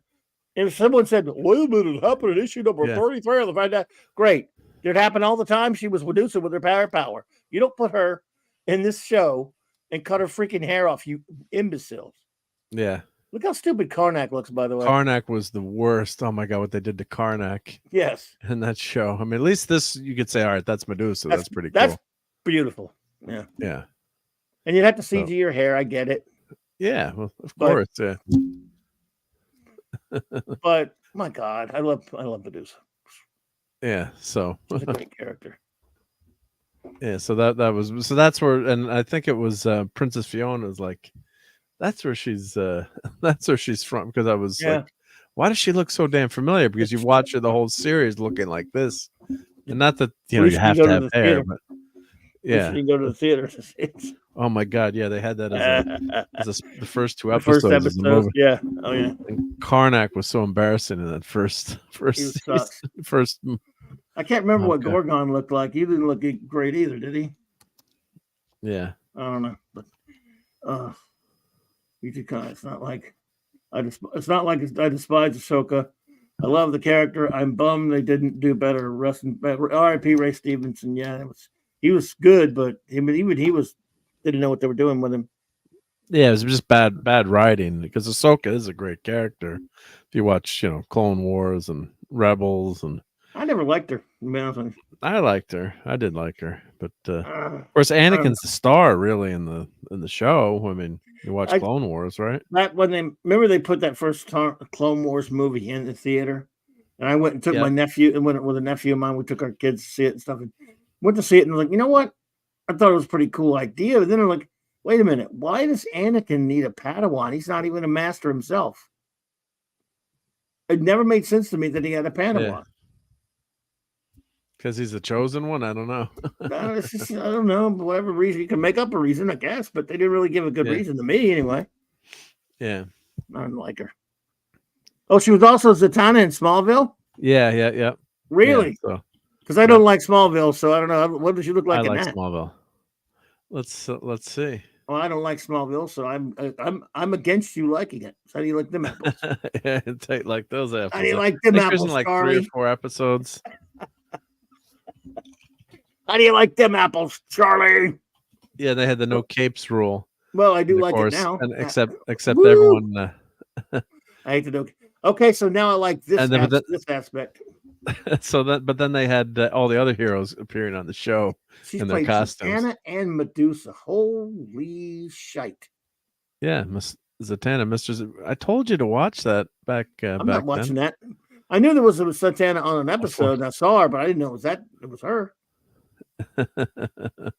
Oh my! There you go. She took care of Green Arrow there. I might love Zatanna more than I love Medusa, and I love Medusa. Of course, Medusa's a redhead, so kind of like that. Yeah. Oh wow! See what you're missing? Oh, I'm not going to watch it, but I could look at the pictures. Are nice. You're gonna talk. Come on, you're gonna watch it. Just her. She's only in a few episodes. I think she's in like 4 episodes there. Because nothing's going to happen in them anyway. She's going to stand around looking good, granted, but there won't be anything interesting about it. Oh, there'll be lots of action. They won't get the character right. So. Well, you won't know until you watch. I'm not going to tell you. Oh, I already know. I know these things. You know, whoa! Look at that. Is that a montage picture? It's a montage. Yeah. Oh, wowzer! This is after midnight here, so yeah. You're welcome, Clovis. This could not be received. Wowzer nuts! Thank you so much. Could not be reached, but I'm still not going to watch Small Swill. Have you ever watched any of it, or bits and pieces? Like I think I watched that last episode with that. See that last scene with him in the CG'd into the Superman costume? Yeah. Have I watched the full episode? No. Never will. Nope. I have some friends of mine. What's that one? There's Reacher. Here's Reacher. I know Reacher was the one here. Yeah, so this is that's Alan Richards. That's him as Aquaman. Yeah. And you've got Justin Hartley, who's on a new TV show now. And he's Green Arrow. He did a good job as Green Arrow. Of course, there's Clark. Who's the guy on the I'm forgetting who the guy. Who was that on the right? Let's see. Is that supposed to be Cyborg? That's was Cyborg, I think. Was that their version of Cyborg? You're kidding me. I know their Legion was so horrible looking and stupid. I couldn't watch that one either. Let's see here. That's called they call that a Justice League. Cyborgs, yeah. Yeah. What about the guy on the other end? Is he supposed to be Flash? That's supposed to be. It wasn't Flash. I think it was Bart Allen Impulse. Bart Allen Impulse. Yeah. Oh. Yeah. God, I hate minimalism in TV shows. Well, they saved money in the Green Arrow's costume at least was good. I thought. Richard also played Hawk and in that stupid Titans show, right? Yeah. But that was probably the best episode. Was when the Hawk and Dove episode. Yeah. Crap, so. Yeah. Exactly, Javelin. Hollywood can't do costumes. Fans do better costumes than stupid ass Hollywood with all their money. Well, he's pretty ripped back then as Aquaman, but that was that famous scene with Lois Lane. Yeah, wowzers. That Lois Lane was a wowzers. I'll admit that. This is a horrible costume. Yeah, he's Bart Allen. Ugh. Bart Allen. Yeah. Wow. Not the actor's fault, as we always say, but just it's just with it's not even a costume. Yeah. Calling it a costume is giving it a whole lot. Well, at least they got Aquaman here with the orange and. Yeah, we got the colors close. That's great. Yeah, His costume's not terrible, but at least it's not one of those shiny metallic things. And but yeah, Bart Allen's that's the worst. Yeah, that's no good. Yep. But yeah, it's funny, because Richardson's in there. So yep. Thank you for that. Yeah. Thank you for that. Could not be reached. Cyborg, yeah, and Impulse, yeah. Yeah. Costumes are terrible, yeah. Totally terrible. I do like the green. I do like the green. I think Hartley was good as Green Arrow on that. So Jim Lemons, guilty. You are guilty of your pleasure. Guilty. Guilty as charged. Yeah. Jim, I watched the first couple of seasons, so I'm just as guilty. But then when I got to the beginning of the first couple of episodes into season 3, it started just to reek of. I'm talking about the CW one. Reek of Flashpoint. I couldn't take it anymore, and I just left there and never looked back. Never looked back. I mean, it was that I didn't really like those first 2 seasons much, but it was watchable. It was an okay show to watch, and it just got I think worse the first and season worse. is the best, but you don't like Flashpoint though. I got talked into it. See, we were doing. Yeah, I hate Flashpoint. We were. It was on my old show, and I was 2 of my good friends who did the show with me. By the way, I did that show for years with 2 of the big Smallville fans on the planet. So you can imagine the fun we used to have.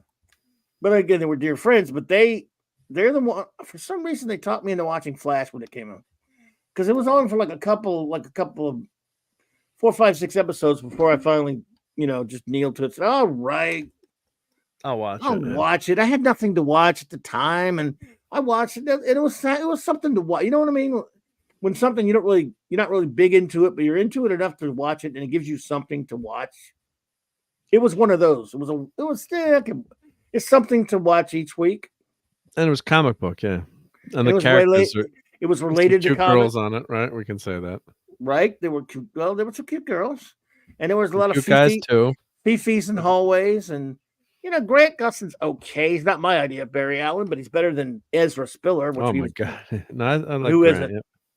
And then the guy that does Eobard Thawne, and then Eobard Thawne, Reverse Flash. They're all good actors. It was it was. It but got then terrible. He kept coming back as a new. He kept coming back as a new character. I did like Ralph Dibny as Elongated Man. Dibny, and he then he wasn't on there by the time I was going. I think that was much later, but his stuff was good. And they had Sue was on there, and she was cutie patootie too. Oh my goodness gracious! And then the guy they dug up comments he made. Here, let's. I'm gonna take. Yeah, he got canceled. Right. Yeah, they found some comments he made. Like at the time, it was like 10 years ago on Twitter. Are we done with spoilers, or do you want to leave that up? Yeah, we're done with spoilers. Yeah, I'll take the spoilers down for now. If we do need to do it, but Sue Dibny, Flash TV. Look at it, girls segment, folks. Wow, she's not my type, but I didn't do Dibny. I spelled it wrong. Bibney or Dibney? Yeah. Wait, Dibney. Oh yeah, my. She was a cutie patootie. Okay, too. I'm in. Well, here's Then they had him do a mission together, and she was in this outfit. Oh, that's dumb, but she looks good. I hope they didn't do to her what they did to her in the comics. What they do to her in the comics later on. You're talking. Identity Crisis. Identity Crisis. That yeah. No. Yeah. But like. Yep. So anyway, she was a cutie patootie, and this I'll just say is, but then unfortunately the whole storyline got dropped because then once he got canceled, they kicked the guy off the show instead of what they should have done is recast, and he was good as Ralph. He was fun. I mean, he was a good in the role, and they actually had some pretty decent CGI. It's not movie level, but they had some fun stuff. But they should have just recast the damn character, But then but he just said some. He said some pretty bad thing. Yeah, it was pretty bad. I'm not going to say it wasn't, but it was like 10 years ago, and then he apologized. And your life is ruined for something. I mean, of course, you shouldn't be stupid and quit stupid shit on the internet. But so what? Yeah, I mean, especially if you apologize for it. It was 10 years ago. I mean, people change too. So he said, "Yeah, I was naive at the time," and I'm not excusing. You can't excuse what the person said, and if you're stupid enough to put it out on the internet, to think that I can't remember what it's about, but There was something. I know it was a Rossicist race or race car driver, if you know what I'm saying. Yeah. So speed racerist. So yeah. So by the way, interesting. Could not be reached says if you do enjoy Reacher, never watch Blue Mountain State, The Rise of Thadland. It will ruin Richton for you. Now I know what that is. Now I need to know about it. There you familiar with that? You heard about that? No, I'm not familiar with that. No. Is it political there? Could not be, or is it? What is it? Because it wouldn't, Well, it might not ruin Reacher for me, but it might make me think less of the guy. Well, I heard them. He was talking a lot about religion the other day. We were watching an interview together. Yeah, he's religious now. He's pretty religious, yeah. So, so that we're like, oh, he's going to get canceled. Yeah. Interesting. Yeah. Oh, Robert Patrick was a replacement there. I thought Robert Patrick was pretty good in Reacher season 2. I have to say. Yeah, he was at the con was that a couple weeks ago. But he's a typical baddie. Yeah, but he of course had a great he just says it's just goofy. He says, okay, it's just goofy. Yeah, goofy as hell. Okay, yeah, fair enough. Well, goofy, I can't hold that against him. But he there's a satisfying conclusion to his storyline. We'll just say if you're a fan of Reacher, yeah. Can't wait to see. Can't wait to thinking of what the bad guy. I mean, what the big guy's going to do to you. Yeah. It doesn't. Just say that the he doesn't fly in the end, unfortunately. Yeah. Yeah. Oh yeah. So this is the original. He doesn't turn into liquid metal either. Yeah. And this guy is the villain. I'm forgetting his name. He's like the arms dealer. It's kind of funny the way they dealt with him. Good. I was expecting something big. He said, "You know what? Just shoot his ass." And that was kind of funny, actually. They never explained some things about him. Maybe it's in the book. Like when we kept, it was a weird thing. In a sense, it's like leaving stuff on the table. The other way, I guess I'm fine with it. But he did. I'm not spoiling that much. Other than there was these scenes in the earlier episodes because this guy was an evil, horrible, murdering monstrosity. And but he would walk up to little kids at airports and give them a comic book he was reading. He says, "Do you want to know why I love comic books so much?" But they never answered the question. He would, he'd give the comic to the kid it was like a fake comic that they made up for whatever. Yeah. So I'm wondering, maybe that's in the book because it is kind of a big. You got to read the book now. It is a thread or a question that they didn't address, But it was a nice. What I liked about that was rounding out his character, giving you a little. Yeah, it added something interesting to him, but that's what I'm saying. But there's no payoff to it. Yeah, you don't get the payoff. Otherwise, other than him being creepy and maybe use that as an end to get to. I love comic books so much. Yeah, it's like talking to kids. Maybe that was enough to make him creepy that they would like make. I don't know. Yeah. Oh, then this actor had to bow out. Let's see, Shane Langston from Rory Cochrane, who's originally cast in September before exiting end of last year due to scheduling conflict as the production schedule changed. Yeah, that happens to actors a lot. Yeah, the schedule changes. And we had not filmed any scenes, so the recasting did not require reshoots. Production wrapped in late February, so I'm sure he was probably, that sucks for him. I mean, because that's a high, a show that's got high visibility. But it's that happens a lot of times. Yeah, with casting. Yep. you got your next job and they change it. Yeah. And Patrick had a great line where they were talking about the bad guys, this assassin's where's the assassin dude? The arms dealer. This character here. That guy, the nut with the comic shop, the comic book thing. Yeah, so he had a great line. One of his aliases was that was Sarah Connor. He said, "I found one named Sarah Connor or whatever." Yeah. Yeah. And he said it to Robert Patrick. I don't give a crap about Sarah Connor. I don't give a crap. Yeah. It was just hysterical. But it was funny. Yeah. Have you seen this boy?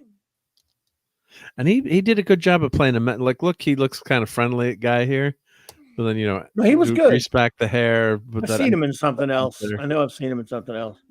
But look, he looks pretty menacing there. But like here, he looks like a friendly, nice guy. Right. I've seen him in something else though. Menacing, yeah. RobAltis. Hey Rob. Yep, we saw you. No worries. Yep, glad you're hanging out with us. Yep. Good to see you, dude. So yeah, it's it's got to stink if you miss out on that. But yeah, it was good. It was good casting, I thought, for this season. Robert Patrick, I guess, he's typecast as a Terminator, but really, I mean, it's just it's far enough separated now. He looks old enough now too, where it doesn't matter. But yeah, I thought that villain was good. And yeah, sometimes you don't need to know everything about the villain either, right? Cool. Yeah. But yeah, make me wonder. You want to know, but you wonder about the character. Yeah, and it was almost like the Indiana Jones scene where Indy just shoots the swordsman. Famously, we know Harrison Ford had dysentery or some big stomach problem, so he just, instead of having the big fight scene, why don't I just shoot him? Which you would do, right? And kind of like that, where the guys, all right, this is spoiler. Warning, 3, 2, 1. He's trying to talk himself out of it. Like, I'm just a middleman. I don't really, and they're just, he had some great lines in the end. Mm-hmm. And then Reacher just shoots him, and then they all just start shooting. So much more out of that guy, and he just gets his ass shot off. Yeah. Well, he did talk a good game in the end. I was convinced. Yeah.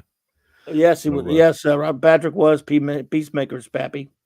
Yeah, and I'm surprised they had him on TV, because that character is a Yahtzee in the comics and pretty bad. Yeah. He was pretty bad on that show, but it was James Gunn. He's edgy. Yeah. Well, you got to show the evil to have the good too, as a contrast. They don't understand that now. Most of them don't understand that now, though. James Gunn does, to his credit. Whatever else is wrong with him, he made High Evolutionary so evil. There are people that took it too seriously. Yeah, I mean, it was doing horrific. Horrible things. Okay, wow. Now on this show, they show this shithead here doing horrible things. Okay. Yeah, because he's the baddie in the TV show, but the shoot 'em up TV show. So he was good. He was really creepy good. I mean, you know why? You believed him as a scary guy. He was he did some horrible shit they're like, not just the other killers though. I mean, he did it to like anybody he thought was a loose end. They just whacked him. No, and he had the persona, so you felt that he was a really deadly character. Yeah, he's not big, right, like Reacher, but he's just not the guy that you're. I was wondering the whole time. Again, it was pretty interesting because they had you wondering. They didn't show him a lot, but I think when they would show him, you're like, "What is this guy? How are they going? They're going to deal with this guy somehow. I know they're deal with him, but he's going to be trouble. I mean, he's going to be like a problem. There's no problem unless you were an innocent person. Because and what's interesting about it is what I love about it is he's as dangerous as you can be because he tricks his way around things where the people don't expect it, and he stabs him in the back, or he poisons, he murders by surprise that nobody would know if they take him like he's pretending to be someone else, and so he murders innocent people who aren't expecting it. They're not looking for it. Yeah. So what's great about that? That's how this guy. So and he's scary, and he acts scary throughout the show. So what happens when he runs against guys who are badass killers? They're physical killers. For real, nothing. He's nothing. Yeah. He's nothing. He's just like because he had no shot, and I thought that was pretty interesting because again, that was kind of another that wasn't predictable. I was expecting him to find some way to like be some, you know what I'm saying? Where a lot of times ninja. He'd be like a ninja, and he'd be like the kick, and he'd be like running around. He's such a badass. He's like he's taking them all on. He's kicking their ass, and they barely all beat him, or some kind of horse hockey like that, where he's just. It's silly, but he's like a super badass. Yeah, kind of like I expected they would have a big fight, with him. That's what I thought too. Kind of like a Mel Gibson was it Lethal Weapon versus like Jet Li? Right. Although that was believable. I love that movie. You know what else? They don't even know what he did. They know he's they don't know how bad he was. Yeah, they don't know all the horrible shit he did. He said, "You know what? We don't care." Boom. It was funny. It sounded funny actually. Oh, and congrats to RobAltis. He got his Enterprise. Who Mourns for Adonis? If you saw earlier, I was showing that. So awesome. Yeah, 75% off. Good deal. That's enabling time, right? Yep. It's enabling time. Enabling time. Enabling time.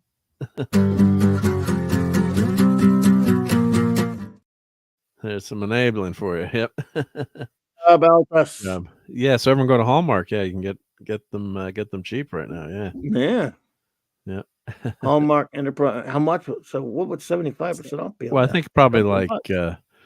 $8, I'm guessing, or what did that cost? I think like $30. So wow. Probably it was like Rob, tell us how much you paid because we can't do the math. I'll go look. I might almost want to get that one, even though I don't have a Christmas tree. Well, it's actually fun to hang up just to have it. Yeah. Yep. $7. Ooh. Nice. Math is hard. Yep. It is. I gotta get that Barbie, the Barbie doll. Math is hard. Then Barbie got canceled there when they had the pull. They have those drawstrings that you have. The talking dolls, and it was Math is hard, and it really. Did you watch that movie? Which one? Oh, no, I'm talking just in general, like the doll, the actual doll. She said, said Math is hard. Let's go shopping instead. No, I know that, but I was just wondering if you actually watched that thing. Oh, I did watch it. Yes, I did. Yeah, I had to watch it with my wife. Yeah. What? Okay, I forgot. You have a good excuse. That's Friday night date night. Yeah. No, you have a valid excuse. I'm not ragging you. Yeah. If you're not married and you're not a 13-year-old girl or a middle-aged woman, or if you're not a girl in general, let's just give it to all ladies. And there's no reason to be watching Barbie. I mean, let's be honest. No reason for a dude to watch Barbie unless you're married, or you're bringing your kid to see it, something like that, whatever. Oh, I guess she said math class is tough. Math class is tough. Is that it? Yeah. Let me see. I'm playing it now. Let's see. Yeah, so that's the fame. Oh, I thought it was Math is hard. Oh. Which is true. Math is tough. I mean, come on. Well, no argument there. I hate math. Yeah. I mean, I'm pretty sure 2 + 2 = 5, but I can't prove it. Yeah. I don't mind recasting, to be honest. What was that in reference to, Don? Oh, maybe for the Power Rangers, maybe, or maybe. Yeah, I mean, I do mind recasting, but I'm not sure what you're referring to, Don. Lisa said Barbie was bad. Best part was the I'm Just Ken song. I'm not knocking it for people who like it. I'm just saying no dude would see it unless they had a wife forcing them to. If you weren't married, you were single, would you have seen Barbie? I probably would have watched it just for the hype and just to know just if I want to talk about it. Really? But I thought it was a pretty boring movie. I mean, what about would you go to the theater, like make a big deal? No, there's no way. Watch it on TV. That's okay. That's fair enough. Oh God, there's no way to go to the theater. No, that's okay. Well, that's what I mean. Basically, I'm understanding. Not sitting at home and watching something, but yeah, I mean, yeah. And you got to know, it's like, all right, what's the hype about? What's there are a couple of laughs, but it was nothing where I was like, oh my God, this is right. And even if it's something that's quote unquote not for me, I'll still watch it or I'll give it a chance. But I'll tell you, as far as like things that you have to go see for certain reasons, that's not an unusual thing. For example, if you have young kids, there are things you're going to have to bring them to see. Now, I got lucky because my kids were young at the right age where I had to bring them. Donnie will love this. My kids were into the Power Rangers, so I had to bring them to the Power Rangers movie, and whatever it was in the early 90s or whatever. But I had to bring them to see, at the time, stuff like Little Mermaid and Aladdin and Lion King and all those things, but also Toy Story 2 and 3, So by the time they got old enough to go see stuff for themselves, the Incredibles, that stuff. But I would go see some stuff on my own, like Toy Story 3. They were old enough to go see it themselves. Yeah. But of course, I went to see it with my son, I guess. And then Toy Story 4, by the time that came out, my kids, they're way adults because it was just a few years ago. I went by myself. But usually the stuff you only bring your kids to see, or your wife or whatever. Yeah. You were bored. Lisa was bored. Lisa- So she watched it. Yeah.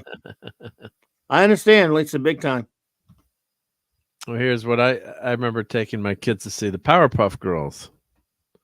Oh yeah, there you go. Won't watch anything. Simu Liu in it says could not be reached. I don't blame you. What was the show that it was on, the Canadian show? Something with the store. I can't remember what that. Yeah, some kind of convenience store thing. Convenience store, something convenient. Yeah, Raquel was. I've heard of it. Yeah, she knew about it. At least that means you don't have to watch a stupid Sean Key. I won't watch anything with Simu Liu. Me either. Anymore, that is. Powerpuff Girls was really a lot of fun. It was a lot of a hidden adult humor in there. And there was one episode called Meet the Beatles. Meet the. You watched that show? And they, oh yeah, I had to watch it. Yeah. So and they had, like this is just hysterical, right? So they had a group that was pretending, they had all these Beatle references in this episode called Meet the Beatles, and like I'm laughing. What, like this is the album cover of the greatest hits of the Beatles, and you're laughing, and my 3-year-old, 4-year-old daughter is like, what? And then this was the first movie that I took her to see when they actually had the Powerpuff Girls in theaters. Yeah, Meet the Beatles. Yeah. Hysterical. That was great animation there with Steve. Not the animation, great story, I guess, or great great film. But neither the bad guys here. And we went to the movie theater, and the screen goes up, and my daughter's like, she was I think 5 or 6 at the time, like, it's so big, because she'd never been in the movie theater before, and just having her eyes, watching her eyes go nuts, just seeing that scene was just she enjoyed it so much. And yeah, that was just an hysterical, that episode was just so fun. Okay, so it was when did it come out? It came out what year was it? Which one? Season 3. I'm just wondering how old my daughter was when we saw it. This episode. Let's see. Doesn't say when it was broadcast. 2000. Oh, she would have been 2 when the movie came out later, though. Yeah. So, but it's just it's just fun stuff like that where you've got adult references to things, and then the kids have no clue of what's happening. Like, it'd be fun to do this with like 70s, talk about this episode with Courtney. Yeah. So there's all the references to the Beatles that they have in the show. So it's really great. Yeah. Yeah, they have like All You Need Is Cash in there. Yeah. So a lot of good stuff. Yeah. So, but yeah, so go watch the Powerpuff Girls. Yeah, but then the Powerpuff Girls movie was canceled. Yeah, so of course, what they turn the girls. Oh yeah, they tried to make a movie. Yeah, live action. Live action. I remember that. And I remember them talking about it anyway. Yeah. So what happened to the live action Powerpuff Girls? And this was actually Quake from Marvel. And it was just it was such an abomination that they canceled it. Yeah, and the fan base went nuts too. Oh, it's rewritten, and then Chloe Burnett dropped out. Yeah, it eventually got canceled, but I guess when you read about what they had done to the characters, it was just an abomination. Yeah, so I can't remember what they had done exactly, but I just remember reading the articles, and everyone was pretty pissed off. Yeah, so everyone was pretty angry at what they were doing. Yep. Yep. So, yeah. So all right, well, I think we hit the 3-hour mark. Yeah. So I think it's a good time to wrap her on up and get on out of here. Kim's Convenience is the name of the show. Kim's Convenience. Oh yeah. Thank you. Yep. Thank you, Brian. Yep. Yeah, it was Batgirl. Yeah. Batgirl. So it was Batgirl. Yep. Oh, let me just show one last ornament, and then we'll go, because I didn't. Most of you have probably seen this, but I want to show my Scotty ornament that I just got. So if anyone's, you can maybe find this on sale too. But here's Scotty. I showed this on Saturday Night Star Trek, so you guys probably already saw this. But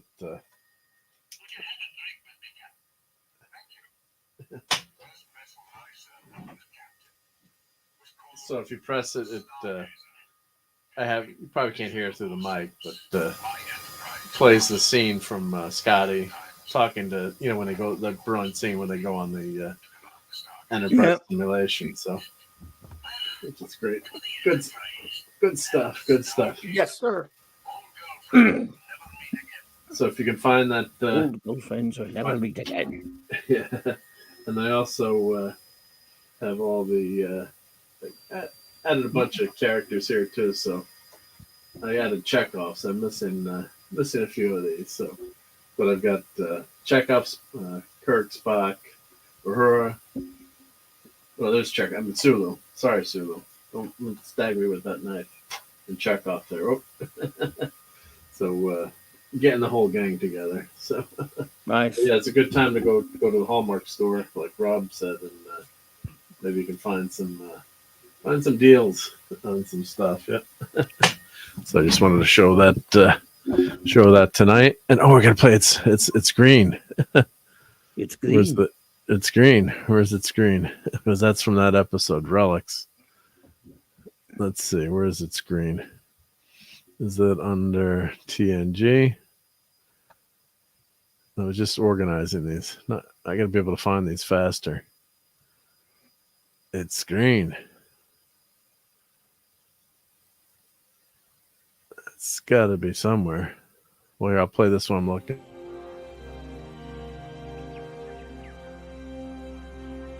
You're just supposed to sit here.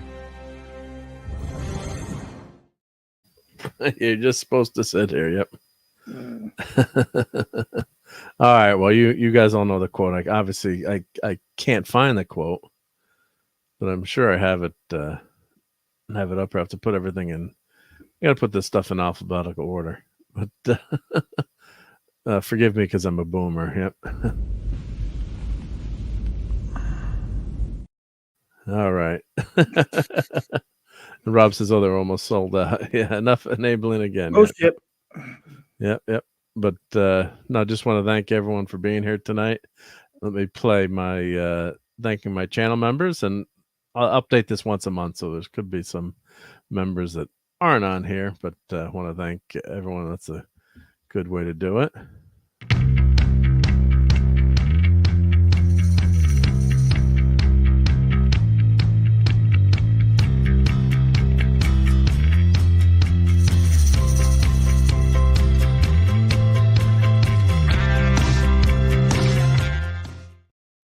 So thank you very much. Much appreciated. All the channel members and Patreon supporters.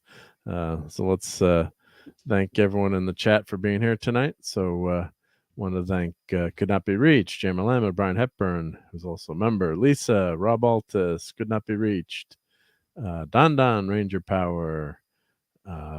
Let's see who else. Of course, want to thank Steve Mitchum for hanging out with us tonight. And Dadman sends his regrets. And Courtney was going to try to be here, but I guess she couldn't get here. But she always pops in when she can and shows us all her cool shopping.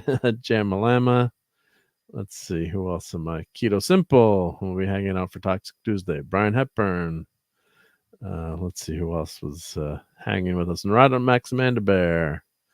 Let's see. Of course, Tom from Midnight's Edge was here. And thank you, Tom, for sending all those people our way last week. So got a lot of views on that, my most viewed show. So and hopefully next week we'll cover Monarch. I had that in there and didn't get to it. Let's see who else was in the chat tonight. Of course, Phantom Outsider, the great Phantom. Taylor Swift, Melted Copper. It's great to hang out with you again. I had to have said Lisa, the Stream Elements bot. Let's see here. Who else had stopped by? I think LT had stopped by. Lord Thoth, Melted Copper. Let's see who else was hanging with us on Sunday night. Wes Cagle, of course. Thank you, Wes Cagle. And also thank you for being a member. Das Wolfen was here. And of course, Jeffrey Mitzel, new channel member. Gap After Dark was here. And let's see. Bubba Doom stopped by, and Brogu from Houston now. Claude Salin. And I think Claude was here, right? For a little bit. Minimus. Hope you're feeling better, Minimus. Mm-hmm. And let's see. And FKH 2005. So thank you, everyone. Yep. So Clyburn Times, you have your what you got going on Monday night? At 7 Eastern, I'll be at J-Man's channel with our Legion Superhero Review, and then at 9 tomorrow night, the Marc D Comics Talk. So thanks for having me, dude. Thanks for let me hang out with you. As always, chat. Love you guys. Great to see you all. And thanks for having me here, dude. I enjoyed it as always. Thank you. It was a lot of fun. Yep, I'd be stuck if you weren't hanging out with me. So much appreciated. Yeah.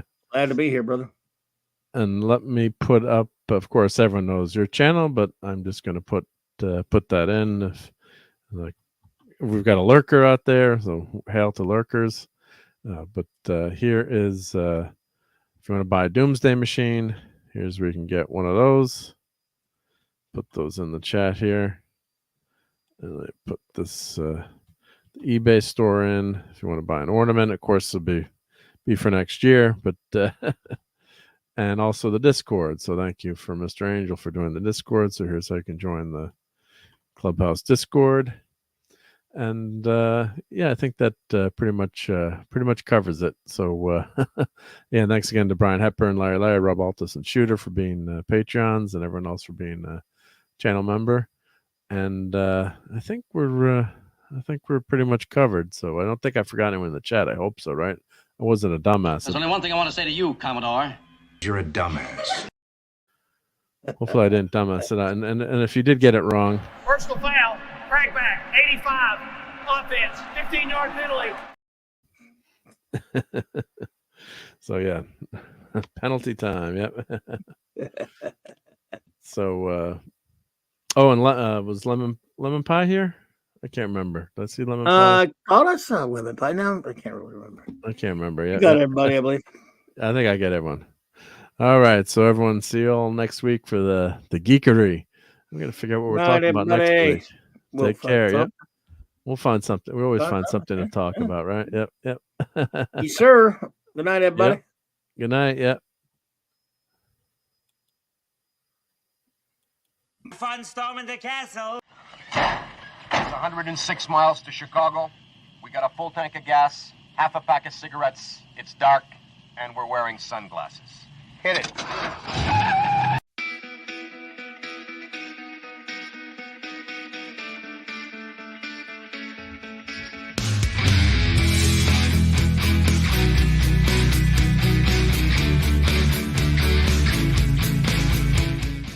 You're still here? It's over. Go home.